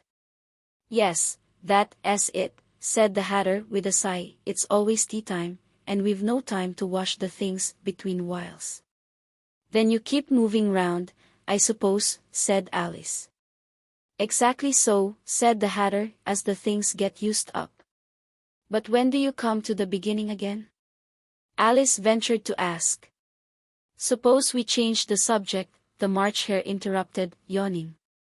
I'm getting tired of this. I vote the young lady tells us a story. I'm afraid I don't know one, said Alice, rather alarmed at the proposal. Then the Dormouse shall, they both cried. Wake up, Dormouse. And they pinched it on both sides at once. The Dormouse slowly opened his eyes. I wasn't asleep, he said in a hoarse, feeble voice, I heard every word you fellows were saying. Tell us a story, said the March Hare. Yes, please do, pleaded Alice. And be quick about it, added the Hatter, or you'll be asleep again before it's done. Once upon a time there were 3 little sisters. The Dormouse began in a great hurry, and their names were Elsie, Lacie, and Tilly, and they lived at the bottom of a well. What did they live on? Said Alice, who always took a great interest in questions of eating and drinking. They lived on treacle, said the Dormouse, after thinking a minute or two. They couldn't have done that, you know, Alice gently remarked, they'd have been ill. So they were, said the Dormouse, very ill.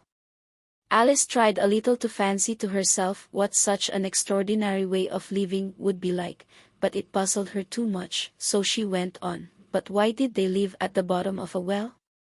Take some more tea, the March Hare said to Alice, very earnestly. I've had nothing yet, Alice replied in an offended tone, so I can't take more. You mean you can't take lessy, said the Hatter, it's very easy to take more than nothing. Nobody asked your opinion, said Alice. Who's making personal remarks now? The Hatter asked triumphantly. Alice did not quite know what to say to this, so she helped herself to some tea and bread and butter, and then turned to the Dormouse, and repeated her question. Why did they live at the bottom of a well? The Dormouse again took a minute or two to think about it, and then said, it was a treacle well. There's no such thing. Alice was beginning very angrily, but the Hatter and the March Hare went sh. Sh. And the Dormouse sulkily remarked, if you can't be civil, you'd better finish the story for yourself. No, please go on. Alice said very humbly, I won't interrupt you again. I dare say there may be one. One, indeed, said the Dormouse indignantly. However, he consented to go on. And so these 3 little sisters, they were learning to draw, you know. What did they draw? Said Alice, quite forgetting her promise. Treacle, said the Dormouse, without considering at all this time. I want a clean cup, interrupted the Hatter, let's all move one place on. He moved on as he spoke, and the Dormouse followed him. The March Hare moved into the Dormouse's place, and Alice rather unwillingly took the place of the March Hare. The Hatter was the only one who got any advantage from the change, and Alice was a good deal worse off than before, as the March Hare had just upset the milk jug into his plate. Alice did not wish to offend the Dormouse again, so she began very cautiously, "But I don't understand. Where did they draw the treacle from?" "You can draw water out of a water well," said the Hatter, "so I should think you could draw treacle out of a treacle well, stupid." "But they were in the well," Alice said to the Dormouse, not choosing to notice this last remark. "Of course they were," said the Dormouse, "well in." This answer so confused poor Alice, that she let the Dormouse go on for some time without interrupting it. "They were learning to draw," the Dormouse went on, yawning and rubbing its eyes, for it was getting very sleepy, "and they drew all manner of things, everything that begins with an M." "Why with an M?" said Alice. "Why not?" said the March Hare. Alice was silent. The Dormouse had closed its eyes by this time, and was going off into a doze, but, on being pinched by the Hatter, it woke up again with a little shriek, and went on, "That begins with an M, such as mouse traps, and the moon, and memory, and muchness. You know you say things are carrot much of a muchness. Did you ever see such a thing as a drawing of a muchness?" "Really, now you ask me," said Alice, very much confused, "I don't think." "Then you shouldn't talk," said the Hatter. This piece of rudeness was more than Alice could bear. She got up in great disgust, and walked off. The Dormouse fell asleep instantly, and neither of the others took the least notice of her going, though she looked back once or twice, half hoping that they would call after her. The last time she saw them, they were trying to put the Dormouse into the teapot. "At any rate I'll never go there again," said Alice as she picked her way through the wood. "It's the stupidest tea party I ever was at in all my life." Just as she said this, she noticed that one of the trees had a door leading right into it. "That's very curious," she thought. "But everything's curious today. I think I may as well go in at once." And in she went. Once more she found herself in the long hall, and close to the little glass table. "Now, I'll manage better this time," she said to herself, and began by taking the little golden key, and unlocking the door that led into the garden. Then she set to work nibbling at the mushroom. She had kept a piece of it in her pocket, till she was about a foot high. Then she walked down the little passage, and then she found herself at last in the beautiful garden, among the bright flower beds and the cool fountains. Chapter 8. The Queen's Croquet Ground. A large rose tree stood near the entrance of the garden. The roses growing on it were white, but there were 3 gardeners at it, busily painting them red. Alice thought this a very curious thing, and she went nearer to watch them, and just as she came up to them she heard one of them say, "Look out now, 5. Don't go splashing paint over me like that." "I couldn't help it," said 5, in a sulky tone. 7 jogged my elbow. On which 7 looked up and said, "That's right, 5. Always lay the blame on others." "You'd better not talk," said 5. "I heard the Queen say only yesterday you deserved to be beheaded." "What for?" said the one who had spoken first. "That's none of your business, 2, said 7. "Yes, it is his business," said 5, "and I'll tell him it was for bringing the cooked tulip roots instead of onions."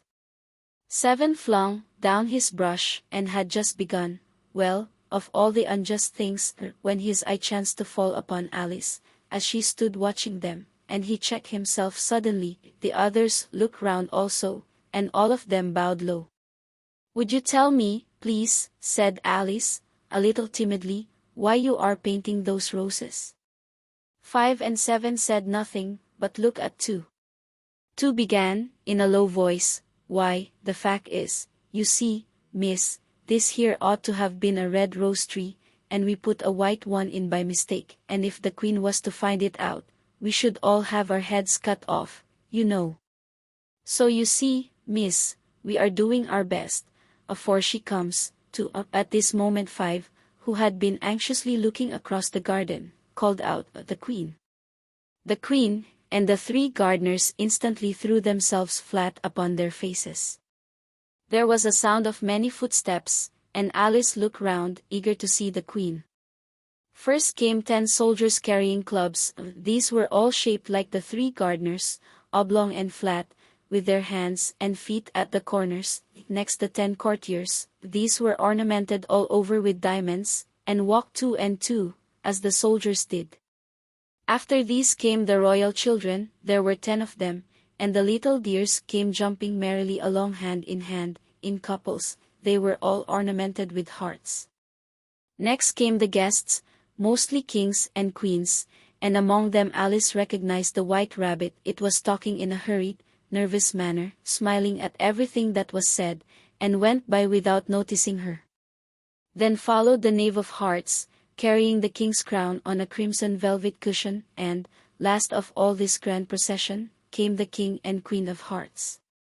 Alice was rather doubtful whether she ought not to lie down on her face like the 3 gardeners, but she could not remember ever having heard of such a rule at processions, and besides, what would be the use of a procession, thought she, if people had all to lie down on their faces, so that they couldn't see it. So she stood where she was, and waited. When the procession came opposite to X-Blies, they all stopped and looked at her, and the Queen said severely, "Who is this?" She said it to the Knave of Hearts, who only bowed and smiled in reply. "Idiot," said the Queen, tossing her head impatiently, and, turning to Alice, she went on, "What's your name, child?" "My name is Alice, so please your Majesty," said Alice very politely, but she added, to herself, "Why, they're only a pack of cards, after all. I needn't be afraid of them." "And who are these?" said the Queen, pointing to the 3 gardeners who were lying round the rose tree, for you see, as they were lying on their faces, and the pattern on their back was the same as the rest of the pack, she could not tell whether they were gardeners, or soldiers, or courtiers, or 3 of her own children. "How should Slash know?" said Alice, surprised at her own courage. "It's no business of mine." The Queen turned crimson with fury, and, after glaring at her for a moment like a wild beast, began screaming, "Off with her head! Off!" "Nonsense," said Alice, very loudly and decidedly, and the Queen was silent. The King laid his hand upon her arm, and timidly said, "Consider, my dear, she is only a child." The Queen turned angrily away from him, and said to the Knave, "Turn them over." The Knave did so, very carefully, with 1 foot. "Get up," said the Queen in a shrill, loud voice, and the 3 gardeners instantly jumped up, and began bowing to the King, the Queen, the royal children, and everybody else. "Leave off that," screamed the Queen. "You make me giddy." And then, turning to the rose tree, she went on, "What have you been doing here?" "May it please your Majesty," said 2, in a very humble tone, going down on 1 knee as he spoke, "we were trying." "I see," said the Queen, who had meanwhile been examining the roses. Off with their heads, and the procession moved on, 3 of the soldiers remaining behind to execute the unfortunate gardeners, who ran to Alice for protection. "You shan't be beheaded," said Alice, and she put them into a large flower pot that stood near. The 3 soldiers wandered about for a minute or 2, looking for them, and then quietly marched off after the others. "Are their heads off?" shouted the Queen. "Their heads are gone, if it please your Majesty," the soldiers shouted in reply. "That's right," shouted the Queen. "Can you play croquet?" The soldiers were silent, and looked at Alice, as the question was evidently meant for her. "Yes," shouted Alice. "Come on, then," roared the Queen, and Alice joined the procession, wondering very much what would happen next. It's a very fine day," said a timid voice at her side. She was walking by the White Rabbit, who was peeping anxiously into her face. Very, said Alice, where /s the Duchess? Hush. Hush, said the rabbit in a low, hurried tone. He looked anxiously over his shoulder as he spoke, and then raised himself upon tiptoe, put his mouth close to her ear, and whispered, "She's under sentence of execution." "What for?" said Alice. "Did you say, 'What a pity'?" the rabbit asked. "No, I didn't," said Alice. "I don't think it's at all a pity. I said, 'What for?'"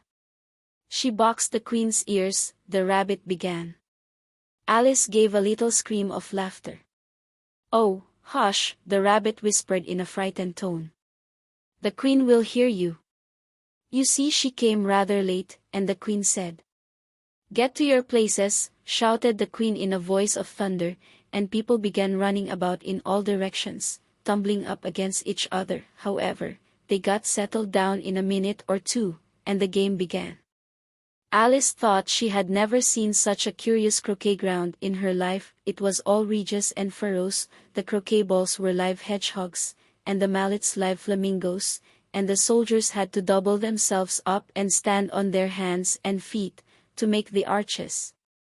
The chief difficulty Alice found at first was in managing her flamingo. She succeeded in getting its body tucked away, comfortably enough, under her arm, with its legs hanging down, but generally, just as she had got its neck nicely straightened out, and was going to give the hedgehog a blow with its head, it would twist itself round and look up in her face, with such a puzzled expression that she could not help bursting out laughing, and when she had got its head down, and was going to begin again, it was very provoking to find that the hedgehog had unrolled itself, and was in the act of crawling away. Besides all this, there was generally a ridge or a furrow in the way wherever she wanted to send the hedgehog to, and, as the doubled-up soldiers were always getting up and walking off to other 3 yards of the ground, Alice soon came to the conclusion that it was a very difficult game indeed. The players all played at once without waiting for turns, quarreling all the while, and fighting for the hedgehogs, and in a very short time the queen was in a furious passion, and went stamping about, and shouting, "Off with his head," or "Off with her head," about once in a minute. Alice began to feel very uneasy. To be sure, she had not as yet had any dispute with the queen, but she knew that it might happen any minute, and then, thought she, what would become of me? They're dreadfully fond of beheading people here. The great wonder is, that there's any one left alive. She was looking about for some way of escape, and wondering whether she could get away without being seen, when she noticed a curious appearance in the air. It puzzled her very much at first, but after watching it a minute or two she made it out to be a green, and she said to herself, "It's the Cheshire Cat. Now I shall have somebody to talk to." "How are you getting on?" said the cat, as soon as there was mouth enough for it to speak with. Alice waited till the eyes appeared, and then nodded. "Carrot, it's no use speaking to it," she thought, "till its ears have come, or at least one of them." In another minute the whole head appeared, and then Alice put down her flamingo, and began an account of the game, feeling very glad she had someone to listen to her. The cat seemed to think that there was enough of it now in sight, and no more of it appeared. "I don't think they play at all fairly," Alice began, in rather a complaining tone, "and they all quarrel so dreadfully one can't hear oneself speak, and they don't seem to have any rules in particular. At least, if there are, nobody attends to them, and you've no idea how confusing it is, all the things being alive. For instance, there's the arch I've got to go through next, walking about at the other end of the ground, and I should have croqueted the queen's hedgehog just now, only it ran away when it saw mine coming." "How do you like the queen?" said the cat in a low voice. "Not at all," said Alice, "she's so extremely—" Just then she noticed that the queen was close behind her, listening, so she went on, "Likely to win, that it's hardly worth while finishing the game." The queen smiled and passed on. "Who are you talking to?" said the king, coining up to Alice, and looking at the cat's head with great curiosity. "It's a friend of mine, a Cheshire Cat," said Alice. "Allow me to introduce it." "I don't like the look of it at all," said the king, however, it may kiss my hand if it likes." "I'd rather not," the cat remarked. "Don't be impertinent," said the king, "and don't look at me like that." He got behind Alice as he spoke. "A cat may look at a king," said Alice. "I've read that in some book, but I don't remember where." "Well, it must be removed," said the king very decidedly, and he called to the queen, who was passing at the moment, "My dear, I wish you would have this cat removed." The queen had only one way of settling all difficulties, great or small. "Off with his head," she said, without even looking round. "I'll fetch the executioner myself," said the king eagerly, and he hurried off. Alice thought she might as well go back and how the game was going on, as she heard the queen's voice in the distance, screaming with passion. She had already heard her sentence 3 of the players to be executed for having missed their turns, and she did not like the look of things at all, as the game was in such confusion that she never knew whether it was her turn or not.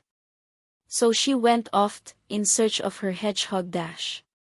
The hedgehog was engaged in a fight with another hedgehog, which seemed to Alice an excellent opportunity for croqueting one of them with the other. The only difficulty was that her flamingo was gone across to the other side of the garden, where Alice could see it trying in a helpless sort of way to fly up into a tree.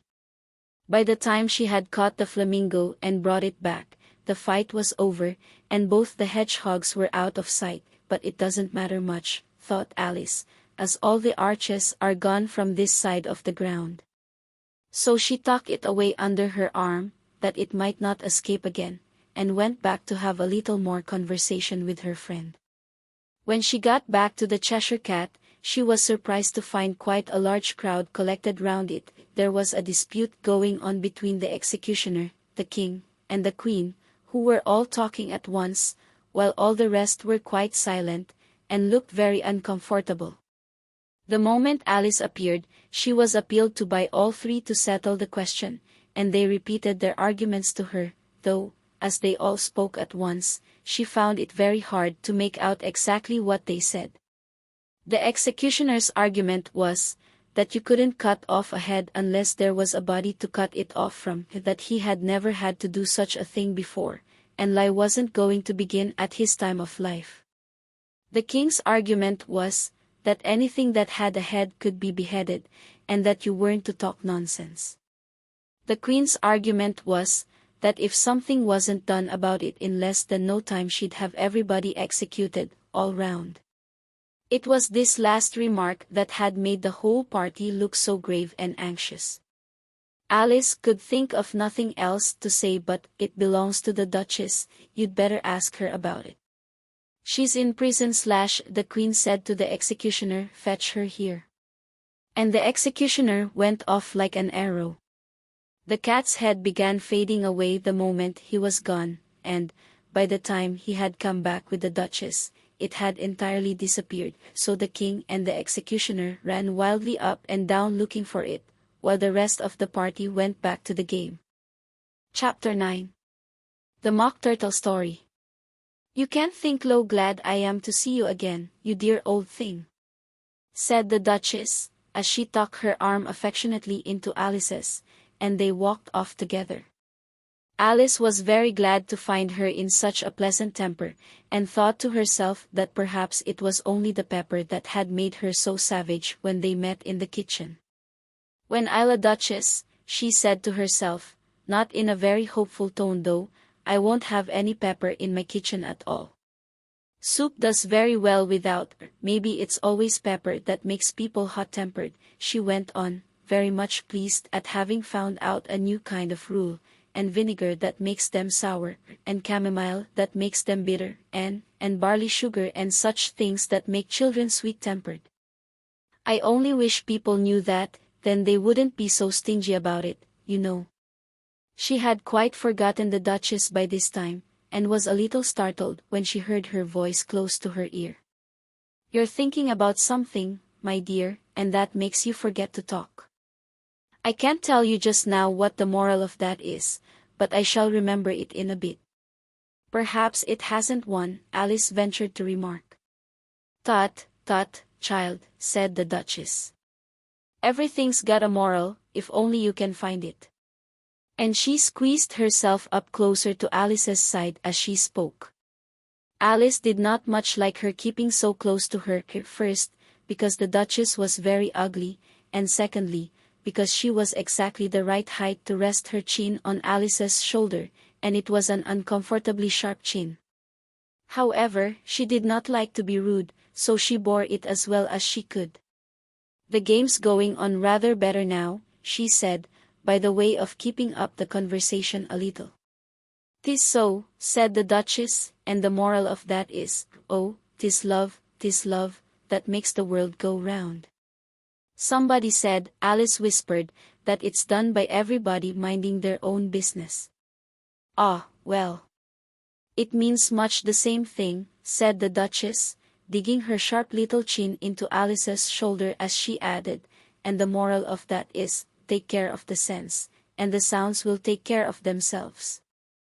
How fond she is of finding morals in things.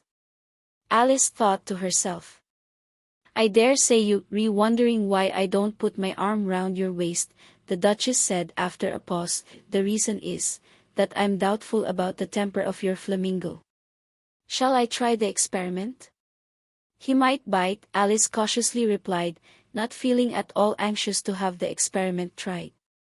"Very true," said the Duchess, "flamingos and mustard both bite. And the moral of that is dash, birds of a feather flock together." "Only mustard isn't a bird," Alice remarked. "8, as usual," said the Duchess, "what a clear way you have of putting things." "It's a mineral, I think," said Alice. "Of course it is," said the Duchess, who seemed ready to agree to everything that Alice said.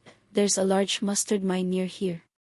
And the moral of that is, the more there is of mine, the less there is of yours." "Oh, I know," exclaimed Alice, who had not attended to this last remark. "It's a vegetable. It doesn't look like one, but it is." "I quite agree with you," said the Duchess, "and the moral of that is, be what you would seem to be, or, if you'd like it put more simply, never imagine yourself not to be otherwise than what it might appear to others that what you were or might have been was not otherwise than what you had been would have appeared to them to be otherwise." "I think I should understand that better," Alice said very politely, "if I had it written down, but I can't quite follow it as you say it." "That's nothing to what I could say if I chose," the Duchess replied, in a pleased tone. "Pray don't trouble yourself to say it any longer than that," said Alice. "Oh, don't talk about trouble," said the Duchess. "I make you a present of everything I've said as yet." "A cheap sort of present," thought Alice. "I'm glad they don't give birthday presents like that." But she did not venture to say it out loud. Thinking again, the Duchess asked, with another dig of her sharp little chin. "I've a right to think," said Alice sharply, for she was beginning to feel a little worried. "Just about as much right," said the Duchess, "as pigs have to fly, and the M." But here, to Alice's great surprise, the Duchess's voice died away, even in the middle of her favorite word moral, and the arm that was linked into hers began to tremble. Alice looked up, and there stood the Queen in front of them, with her arms folded, frowning like a thunderstorm. "A fine day, Your Majesty," the Duchess began in a low, weak voice. "Now, I give you fair warning," shouted the Queen, stamping on the ground as she spoke, "either you or your head must be off, and that in about half no time. Take your choice." The Duchess took her choice, and was gone in a moment. "Let's go on with the game," the Queen said to Alice, and Alice was too much frightened to say a word, but slowly followed her back to the croquet ground. The other guests had taken advantage of the Queen's absence, and were resting in the shade. However, the moment they saw her, they hurried back to the game, the Queen merely remarking that a moment's delay would cost them their lives. All the time they were playing, the Queen never left off quarreling with the other players, and shouting "off with his head," or "off with her head." Those whom she sentenced were taken into custody by the soldiers, who of course had to leave off being arches to do this, so that by the end of half an hour or so there were no arches left, and all the players, except the king, the queen, and Alice, were in custody and under sentence of execution. Then the queen left off, quite out of breath, and said to Alice, "Have you seen the Mock Turtle yet?" "No," said Alice. "I don't even know what a Mock Turtle is." "It's the thing Mock Turtle soup is made from," said the queen. "I never saw one, or heard of one," said Alice. "Come on, then," said the queen, "and he shall tell you his history." As they walked off together, Alice heard the king say in a low voice, to the company generally, "You are all pardoned." "Come, that's a good thing," she said to herself, for she had felt quite unhappy at the number of executions the queen had ordered. They very soon came upon a griffin, lying fast asleep in the sun. If you don't know what a griffin is, look at the picture. "Up, lazy thing," said the queen, "and take this young lady to see the Mock Turtle, and to hear his history. I must go back and see after some executions I have ordered," and she walked off, leaving Alice alone with the griffin. Alice did not quite like the look of the creature, but on the whole she thought it would be quite as safe to stay with it as to go after that savage queen, so she waited. The griffin sat up and rubbed its eyes, then it watched the queen till she was out of sight, then it chuckled. "What fun," said the griffin, half to itself, half to Alice. "What is the fun?" said Alice. "Why, said the griffin. "It's all her fancy, that they never executes nobody, you know. Come on." "Everybody says, 'Come on,' I hear," thought Alice, as she went slowly after it. "I never was so ordered about before, in all my life, never." They had not gone far before they saw the Mock Turtle in the distance, sitting sad and lonely on a little ledge of rock, and, as they came nearer, Alice could hear him sighing as if his heart would break. She pitied him deeply. "What is his sorrow?" she asked the griffin, and the griffin answered, very nearly in the same words as before, "It's all his fancy, that he hasn't got no sorrow, you know. Come on." So they went up to the Mock Turtle, who looked at them with large eyes full of tears, but said nothing. "This here young lady," said the griffin, "she wants for to know your history, she do." "I'll tell it her," said the Mock Turtle in a deep, hollow tone. "Sit down both of you, and don't speak a word till I've finished."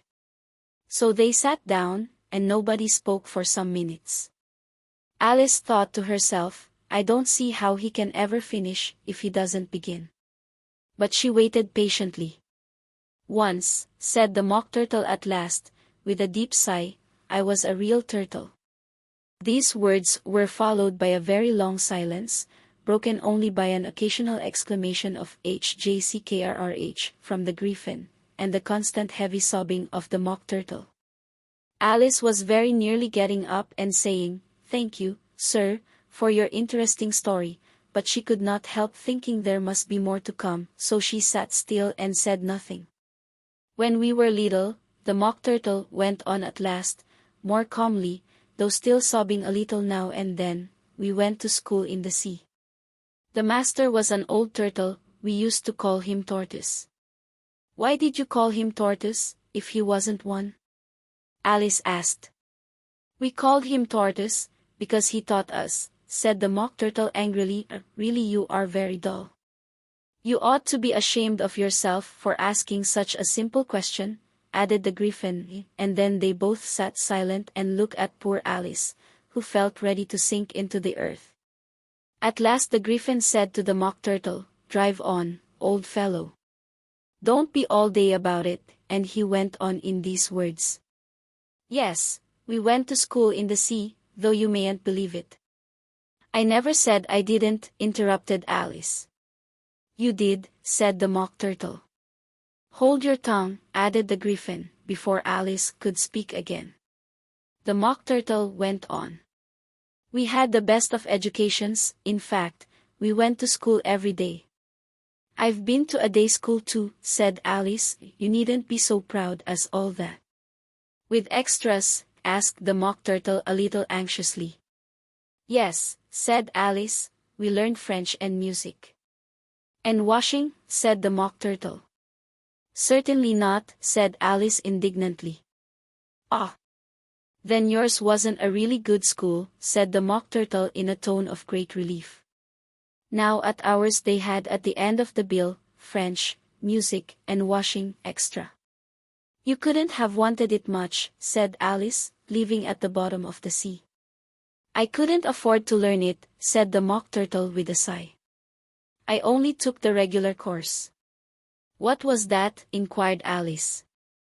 Reeling and writhing, of course, to begin with, the Mock Turtle replied, and then the different branches of arithmetic, ambition, distraction, uglification, and derision. I never heard of uglification, Alice ventured to say. What is it? The Griffin lifted up both its paws in surprise. Never heard of uglifying, it exclaimed. You know what to beautify is, I suppose. Yes, said Alice, doubtfully, it means to make anything prettier. Well then, the Griffin went on, if you don't know what to uglify is, you are a simpleton. Alice did not feel encouraged to ask any more questions about it, so she turned to the Mock Turtle, and said, what else had you to learn? Well, there was mystery, the Mock Turtle replied, counting off the subjects on his flappers, mystery, ancient and modern, with seaography, then drawing. The drawing master was an old congaree that used to come once a week. He taught us drawing, stretching, and fainting in coils. What was that like? Said Alice. Well, I can't show it you, myself, the Mock Turtle said, I'm too stiff. And the Griffin never learned it. Hadn't time, said the Griffin, I went to the classical master, though. He was an old crab, he was. I never went to him, the Mock Turtle said with a sigh, he taught laughing and grief, they used to say. So he did, said the Griffin, sighing in his turn, and both creatures hid their faces in their paws. And how many hours a day did you do lessons? Said Alice, in a hurry to change the subject. 10 hours the first day, said the Mock Turtle, 9 the next, and so on. What a curious plan, exclaimed Alice. That's the reason they're called lessons, the Griffin remarked, because they lesson from day to day. This was quite a new idea to Alice, and she thought it over a little before she made her next remark. Then the 11th day must have been a holiday. Of course it was, said the Mock Turtle. And how did you manage on the 12th? Alice went on eagerly. That's enough about lessons, the Griffin interrupted in a very decided tone, tell her something about the games now. Chapter 10. The Lobster Quadrille. The Mock Turtle sighed deeply, and drew the back of one flapper across his eyes. He looked at Alice and tried to speak, but for a minute or two sobs choked his voice. Same as if he had a bone in his throat, said the Griffin, and it set to work shaking him and punching him in the back. At last the Mock Turtle recovered his voice, and, with tears running down his cheeks, he went on again. You may not have lived much under the sea, I haven't, said Alice, and perhaps you were never even introduced to a lobster. Alice began to say, I once tasted, but checked herself hastily, and said, no, never, so you can have no idea what a delightful thing a lobster quadrille is. No, indeed, said Alice. What sort of a dance is it? Why, said the Griffin, you first form into a line along the sea shore. 2 lines, cried the Mock Turtle. Seals, turtles, salmon, and so on, then, when you've cleared all the jellyfish out of the way. That generally takes some time, interrupted the Griffin. You advance twice. Each with a lobster as a partner, cried the Griffin. Of course, the Mock Turtle said, advance twice, set to partners. Change lobsters, and retire in same order, continued the Griffin. Then, you know, the Mock Turtle went on, you throw the lobsters, shouted the Griffin, with a bound into the air. As far out to sea as you can. Swim after them, screamed the Griffin. Turn a somersault in the sea, cried the Mock Turtle, capering wildly about. Change lobsters again, yelled the Griffin at the top of its voice. Back to land again, and that's all the first figure, said the Mock Turtle, suddenly dropping his voice, and the two creatures, who had been jumping about like mad things all this time, sat down again very sadly and quietly, and looked at Alice. It must be a very pretty dance, said Alice timidly. Would you like to see a little of it, said the Mock Turtle. Very much indeed, said Alice. Come, let us try the first figure, said the Mock Turtle to the Griffin. We can do it without lobsters, you know. Which shall sing? Oh, you sing, said the Griffin. I've forgotten the words. So they began solemnly dancing round and round Alice, every now and then treading on her toes when they passed too close, and waving their forepaws to mark the time, while the Mock Turtle sang this, very slowly and sadly. Will you walk a little faster? Said a whiting to a snail, there's a porpoise close behind us, and he is treading on my tail. See how eagerly the lobsters and the turtles all advance. They are waiting on the shingle, will you come and join the dance? Will you, won't you, will you, won't you, will you join the dance? Will you, won't you, will you, won't you join the dance? You can really have no notion how delightful it will be when they take us up and throw us, with the lobsters, out to sea.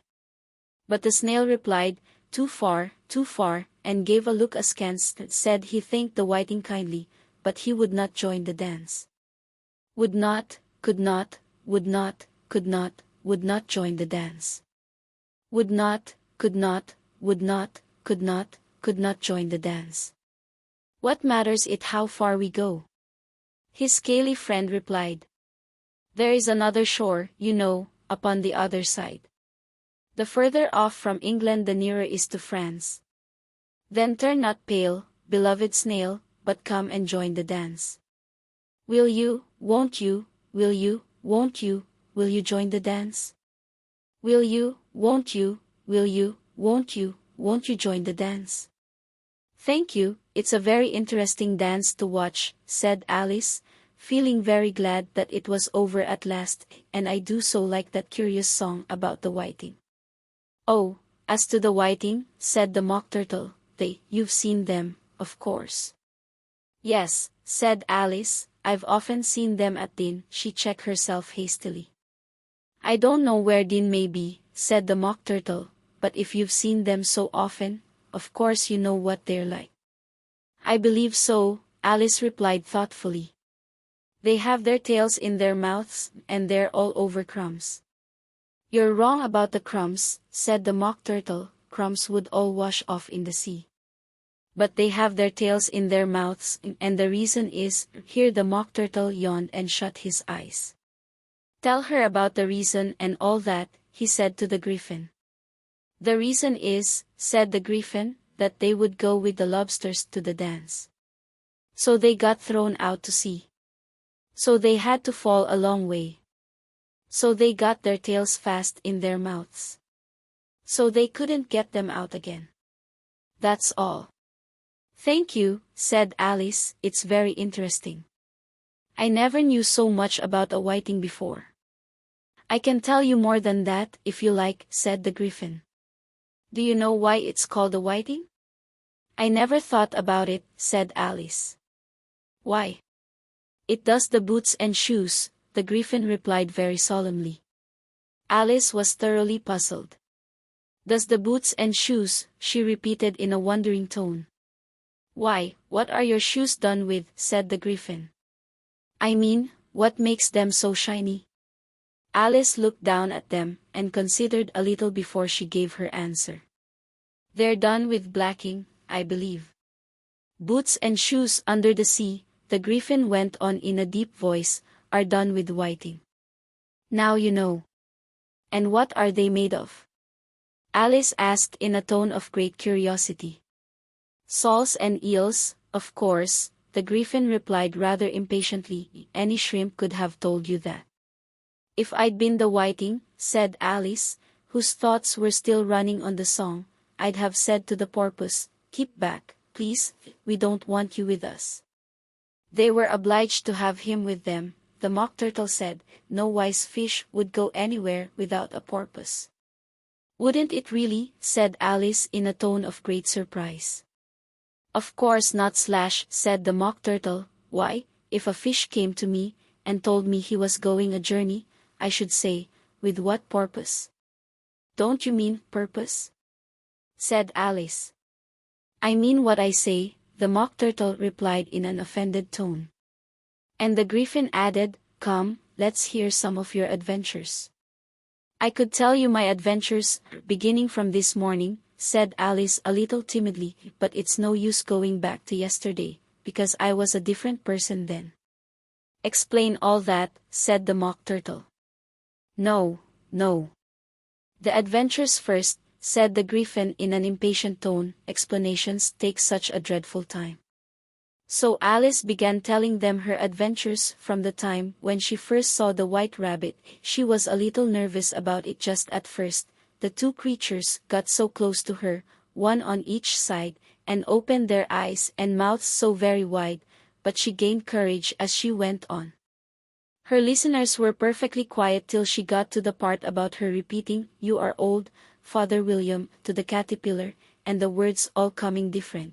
And then the Mock Turtle drew a long breath, and said, that's very curious.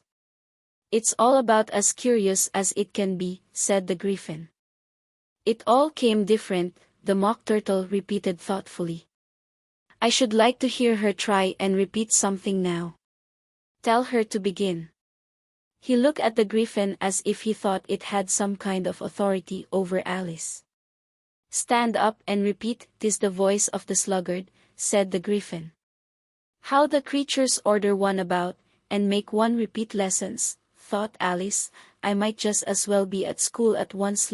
However, she got up, and began to repeat it, but her head was so full of the lobster quadrille, that she hardly knew what she was saying, and the words came very queer indeed. 'Tis the voice of the lobster, I heard him declare. You have baked me too brown, I must sugar my hair. As a duck with its eyelids, so he with his nose trims his belt and his buttons, and turns out his toes. That's different from what I used to say when I was a child, said the Griffin. Well, I never heard it before, said the Mock Turtle, but it sounds uncommon nonsense. Alice said nothing. She had sat down again with her face in her hands, wondering if anything would ever happen in a natural way again. I should like to have it explained, said the Mock Turtle. She can't explain it, said the Griffin hastily. Go on with the next verse. But about his toes? The Mock Turtle persisted. How could he turn them out with his nose, you know? It's the first position in dancing, Alice said, but she was dreadfully puzzled by the whole thing, and longed to change the subject. Go on with the next verse, the Griffin repeated impatiently. It begins, I passed by his garden. Alice did not dare to disobey, though she felt sure it would all come wrong, and she went on in a trembling voice. I passed by his garden, and marked, with one eye, how the owl and the oyster were sharing a pie. What is the use of repeating all that stuff? The Mock Turtle interrupted, if you don't explain it as you go on. It's by far the most confusing thing I ever heard. Yes, I think you'd better leave off, said the Griffin, and Alice was only too glad to do so. Shall we try another figure of the lobster quadrille? The Griffin went on. Or would you like the Mock Turtle to sing you a song? Oh, a song, please, if the Mock Turtle would be so kind, Alice replied, so eagerly that the Griffin said, in a rather offended tone, No accounting for tastes. Sing her turtle soup, will you, old fellow? The Mock Turtle sighed deeply, and began, in a voice sometimes choked with sobs, to sing this. Beautiful soup, so rich and green, waiting in a hot tureen. Who for such dainties would not stoop? Soup of the evening, beautiful soup. Soup of the evening, beautiful soup. Beautiful soup. Beautiful soup. Soup of the evening. Beautiful, beautiful soup. Beautiful soup. Who cares for fish, game, or any other dish? Who would not give all else for two? Pennyworth only of beautiful soup? Pennyworth only of beautiful soup? Beautiful soup. Beautiful soup. Soup of the evening. Beautiful, beautiful soup. Chorus again, cried the griffin, and the mock turtle had just begun to repeat it, when a cry of "the trial's beginning" was heard in the distance. Come on, cried the griffin, and, taking Alice by the hand, it hurried off, without waiting for the end of the song. What trial is it? Alice panted as she ran, but the griffin only answered, Come on, and ran the faster, while more and more faintly came, carried on the breeze that followed them, the melancholy words. Soup of the evening. Beautiful, beautiful soup. Chapter 11. Who stole the tarts? The King and Queen of Hearts were seated on their throne when they arrived, with a great crowd assembled about them, all sorts of little birds and beasts, as well as the whole pack of cards. The knave was standing before them, in chains, with a soldier on each side to guard him, and near the king was the white rabbit, with a trumpet in one hand, and a scroll of parchment in the other. In the very middle of the court was a table, with a large dish of tarts upon it. They looked so good, that it made Alice quite hungry to look at them. I wish they'd get the trial done, she thought, and hand round the refreshments. But there seemed to be no chance of this, so she began looking at everything about her, to pass away the time. Alice had never been in a court of justice before, but she had read about them in books, and she was quite pleased to find that she knew the name of nearly everything there.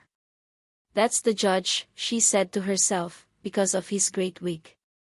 The judge, by the way, was the king, and as he wore his crown over the wig, look at the frontispiece if you want to see how he did it. He did not look at all comfortable, and it was certainly not becoming. And that's the jury box, thought Alice, and those 12 creatures, she was obliged to say creatures, you see, because some of them were animals, and some were birds. I suppose they are the jurors. She said this last word 2 or 3 times over to herself, being rather proud of it, for she thought, and rightly too, that very few little girls of her age knew the meaning of it at all.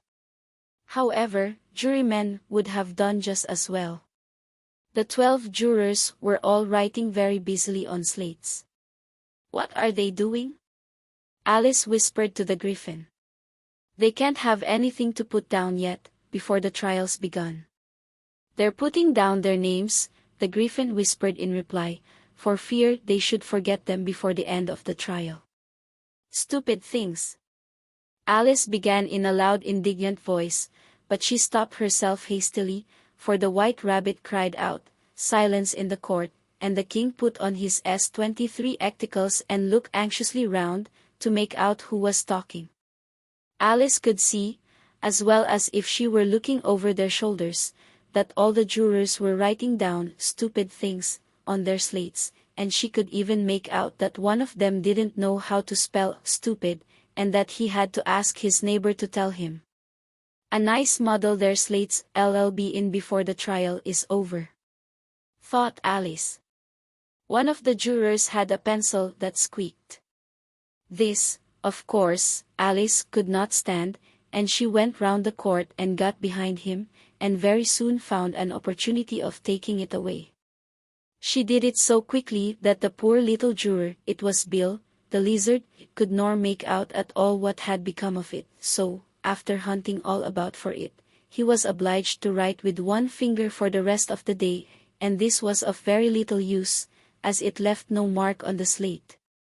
Harold, read the accusation, said the king. On this the white rabbit blew 3 blasts on the trumpet, and then unrolled the parchment scroll, and read as follows. The Queen of Hearts, she made some tarts. All on a summer day. The Knave of Hearts, he stole those tarts. and took them, quite away. "Consider your verdict," the king said to the jury. "Not yet, not yet," the rabbit hastily interrupted. "There's a great deal to come before that." "Call the first witness," said the king, and the white rabbit blew 3 blasts on the trumpet, and called out, "First witness." The first witness was the Hatter. He came in with a teacup in one hand and a piece of bread and butter in the other. "I beg pardon, your majesty," he began, for bringing these in, "but I hadn't quite finished my tea when I was sent for." "You ought to have finished," said the king. "When did you begin?" The Hatter looked at the March Hare, who had followed him into the court, arm in arm with the Dormouse. 14th of March, I think it was," he said. 15th, said the March Hare. 16th, added the Dormouse. "Write that down," the king said to the jury, and the jury eagerly wrote down all 3 dates on their slates, and then added them up, and reduced the answer to shillings and pence. "Take off your hat," the king said to the Hatter. "It isn't mine," said the Hatter. "Stolen," the king exclaimed, turning to the jury, who instantly made a memorandum of the fact. "I keep them to sell," the Hatter added as an explanation, "I've none of my own. I'm a Hatter." Here the queen put on her spectacles, and began staring hard at the Hatter, who turned pale and fidgeted. "Give your evidence," said the king, "and don't be nervous, or I'll have you executed on the spot." This did not seem to encourage the witness at all. He kept shifting from one foot to the other, looking uneasily at the queen, and in his confusion he bit a large piece out of his teacup instead of the bread and butter. Just at this moment Alice felt a very curious sensation, which puzzled her a good deal until she made out what it was. She was beginning to grow larger again, and she thought at first she would get up and leave the court, but on second thoughts she decided to remain where she was as long as there was room for her. "I wish you wouldn't squeeze so," said the Dormouse, who was sitting next to her. "I can hardly breathe." "I can't help it," said Alice very meekly, "I'm growing." "You've no right to grow here," said the Dormouse. "Don't talk nonsense," said Alice more boldly, "you know you're growing too." "Yes, but grow at a reasonable pace," said the Dormouse, "not in that ridiculous fashion." And he got up very sulkily and crossed over to the other side of the court. All this time the queen had never left off staring at the Hatter, and, just as the Dormouse crossed the court, she said to one of the officers of the court, "Bring me the list of the singers in the last concert," on which the wretched Hatter trembled so that he shook both his shoes off. "Give your evidence," the king repeated angrily, "or I'll have you executed, whether you're nervous or not." "I'm a poor man, your majesty," the Hatter began in a trembling voice, "and I hadn't begun my tea, not above a week or so, and what with the bread and butter getting so thin, and the twinkling of the tea." "The twinkling of what?" said the king. "It began with the tea," the Hatter replied. "Of course twinkling begins with a T," said the king sharply. "Do you take me for a dunce? Go on." "I'm a poor man," the Hatter went on, "and most things twinkled after that, only the March Hare said." "I didn't," the March Hare interrupted in a great hurry. "You did," said the Hatter. "I deny it," said the March Hare. "He denies it," said the king, "leave out that part." "Well, at any rate," the Dormouse said, the Hatter went on, looking anxiously round to see if he would deny it too, but the Dormouse denied nothing, being fast asleep. "After that," continued the Hatter, "I cut some more bread and butter." "But what did the Dormouse say?" one of the jury asked. "That I can't remember," said the Hatter. "You must remember," remarked the king, "or I'll have you executed." The miserable Hatter dropped his teacup and Lyriadan butter, and went down on one knee. "I'm a poor man, your majesty," he began. "You're a very poor speaker," said the king. Here one of the guinea pigs cheered, and was immediately suppressed by the officers of the court. "As that is rather a hard word," T will just explain to you how it was done. They had a large canvas bag, which tied up at the mouth with strings. Into this they slipped the guinea pig, head first, and then sat upon it. I'm glad I've seen that done, thought Alice. I've so often read in the newspapers, at the end of trials, there was some attempt at applause, which was immediately suppressed by the officers of the court, and I never understood what it meant till now. If that's all you know about it, you may stand down, continued the king. I can't go no lower, said the Hatter. I'm on the floor, as it is. Then you may sit down, the king replied. Here the other guinea pig cheered, and was suppressed. Come, that finishes the guinea pigs, thought Alice. Now we shall get on better. I'd rather finish my tea, said the Hatter, with an anxious look at the queen, who was reading the list of singers. You may go, said the king, and the Hatter hurriedly left the court, without even waiting to put his shoes on. And just take his head off outside, the queen added to one of the officers, but the Hatter was out of sight before the officer could get to the door. Call the next witness, said the king. The next witness was the Duchess's cook. She carried the pepper box in her hand, and Alice guessed who it was, even before she got into the court, by the way the people near the door began sneezing all at once. Give your evidence, said the king. Shan't, said the cook. The king looked anxiously at the White Rabbit, who said in a low voice, Your Majesty must cross-examine this witness. Well, if I must. I must, the king said with a melancholy air, and, after folding his arms and frowning at the cook till his eyes were nearly out of sight, he said in a deep voice, What are tarts made of? Pepper, mostly, said the cook. Treacle, said a sleepy voice behind her. Collar that dormouse, the queen shrieked out. Behead that dormouse. Turn that dormouse out of court. Suppress him, I pinch him. Off with his whiskers. For some minutes the whole court was in confusion, getting the dormouse turned out, and, by the time they had settled down again, the cook had disappeared. Never mind, said the king with an air of great relief. Call the next witness. And, he added in an undertone to the queen, Really, my dear, you must cross-examine the next witness. It quite makes my forehead ache. Alice watched the White Rabbit as he fumbled over the list, feeling very curious to see what the next witness would be like, for they haven't got much evidence yet, Carrot, she said to herself. Imagine her surprise, when the White Rabbit read out, at the top of his shrill little voice, the name Alice. Chapter 12. Alice's Evidence.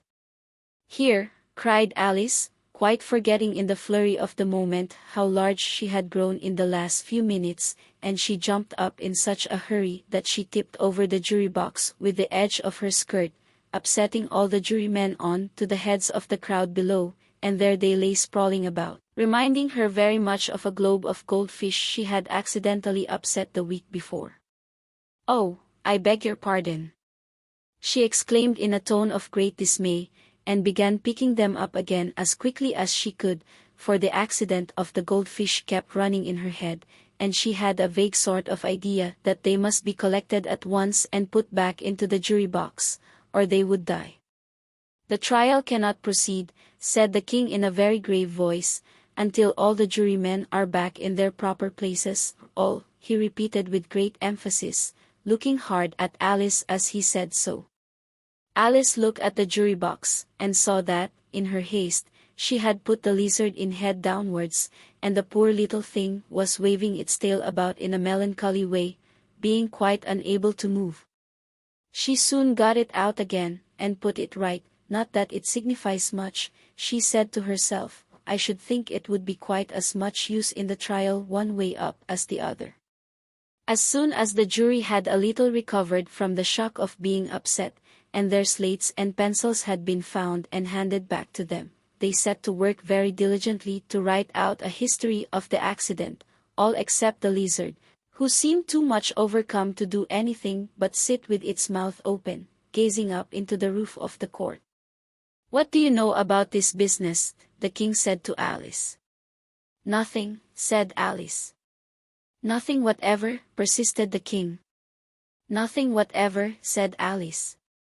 "That's very important," the king said, turning to the jury. They were just beginning to write this down on their slates, when the White Rabbit interrupted.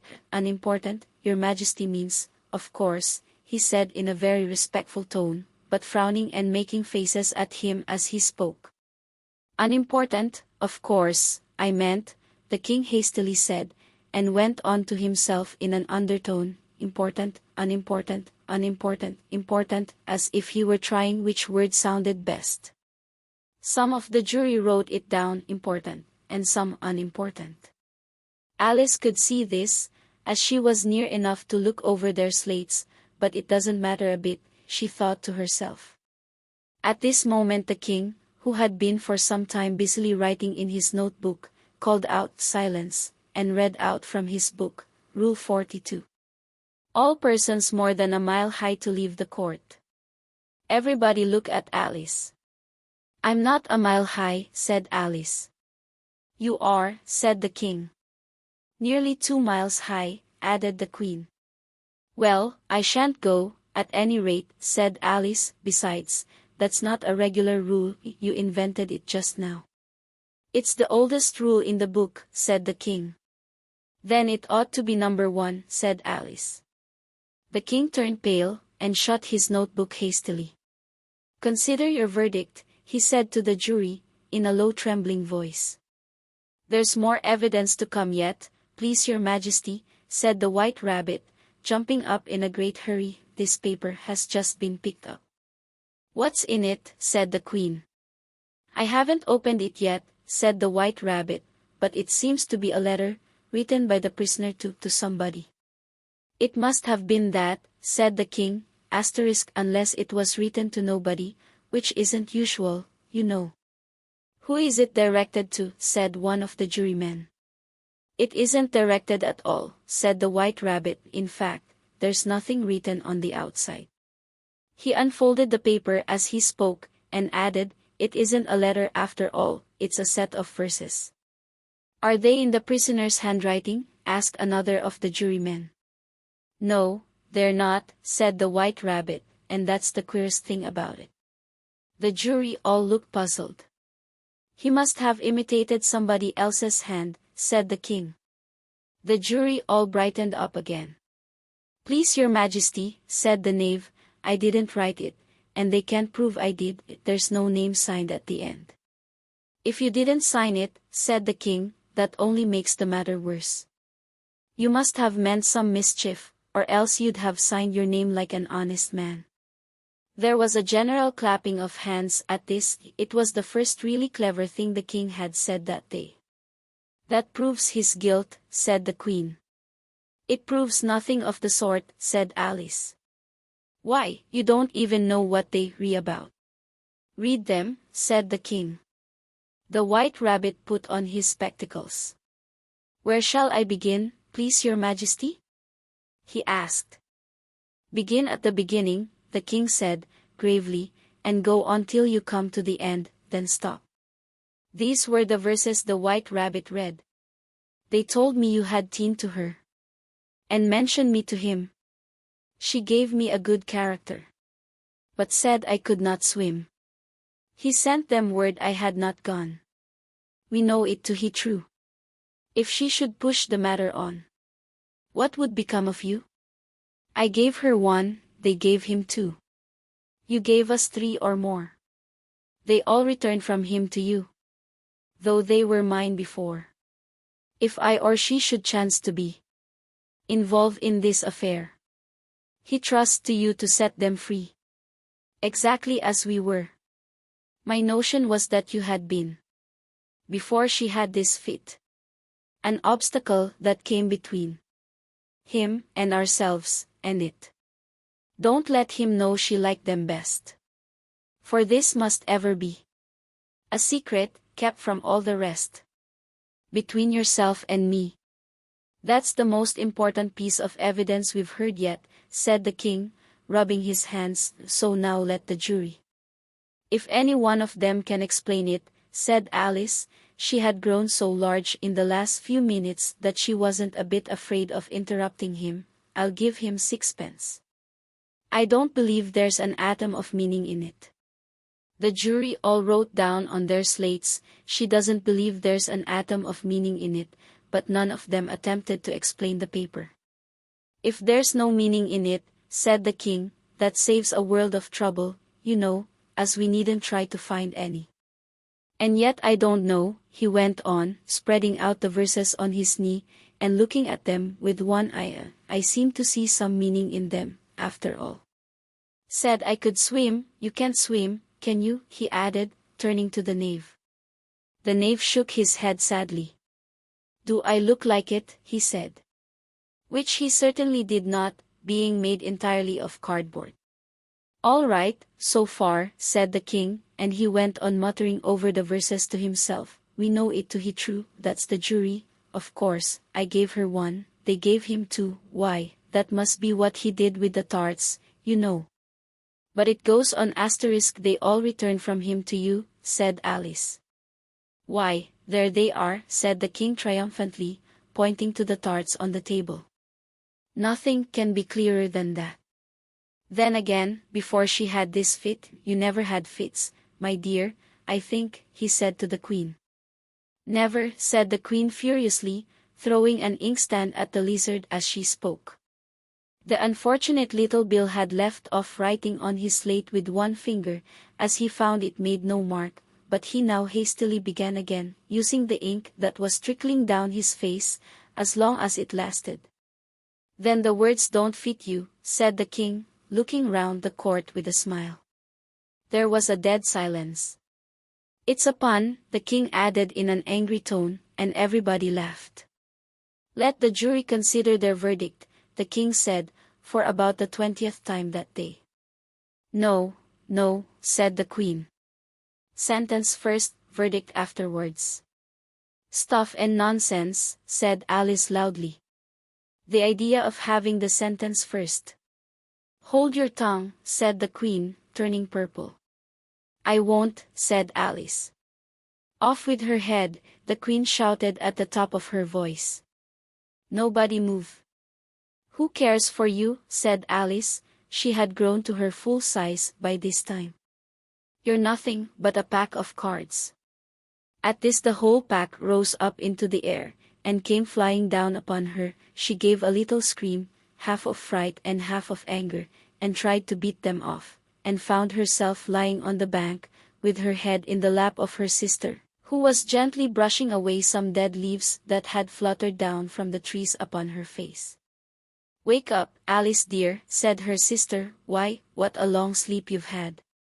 Oh, I've had such a curious dream, said Alice, and she told her sister, as well as she could remember them, all these strange adventures of hers that you have just been reading about, and when she had finished, her sister kissed her, and said, It was a curious dream, dear, certainly, but now run into your tea, it's getting late. So Alice got up and ran off, thinking why she ran, as well she might, what a wonderful dream it had been.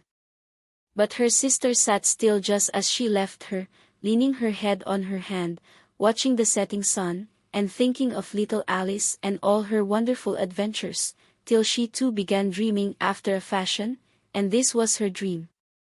First, she dreamed of little Alice herself, and once again the tiny hands were clasped upon her knee, and the bright eager eyes were looking up into hers. She could hear the very tones of her voice, and see that queer little toss of her head to keep back the wandering hair that should always get into her eyes, and still as she listened, or seemed to listen, the whole place around her became alive with the strange creatures of her little sister's dream. The long grass rustled at her feet as the white rabbit hurried by, the frightened mouse splashed his way through the neighboring pool, she could hear the rattle of the teacups as the March Bear and his friends shared their never-ending meal, and the shrill voice of the queen ordering off her unfortunate guests to execution. Once more the pig baby was sneezing on the Duchess' knee, while plates and dishes crashed around it. Once more the shriek of the griffin, the squeaking of the lizards. slate pencil, and the choking of the suppressed guinea pigs, filled the air, mixed up with the distant sob of the miserable mock turtle. So she sat on, with closed eyes, and half believed herself in Wonderland, though she knew she had but to open them again and all would change to dull reality. The grass would be only rustling in the wind, and the pool rippling to the waving of the reeds, the rattling teacups would change to tinkling sheep bells, and the queen's shrill cries to the voice of the shepherd boy, and the sneeze of the baby, the shriek of the griffin, and all the other queer noises, would change, she knew, to the confused clamor of the busy farmyard, while the lowing of the cattle in the distance would take the place of the mock turtle's heavy sobs. Lastly, she pictured to herself how this same little sister of hers would, in the aftertime, be herself a grown woman, and how she would keep, through all her riper years, the simple and loving heart of her childhood, and how she would gather about her other little children, and make their eyes bright and eager with many a strange tale, perhaps even with the dream of Wonderland of long ago, and how she would feel with all their simple sorrows, and find a pleasure in all their simple joys, remembering her own child life and the happy summer days. The end.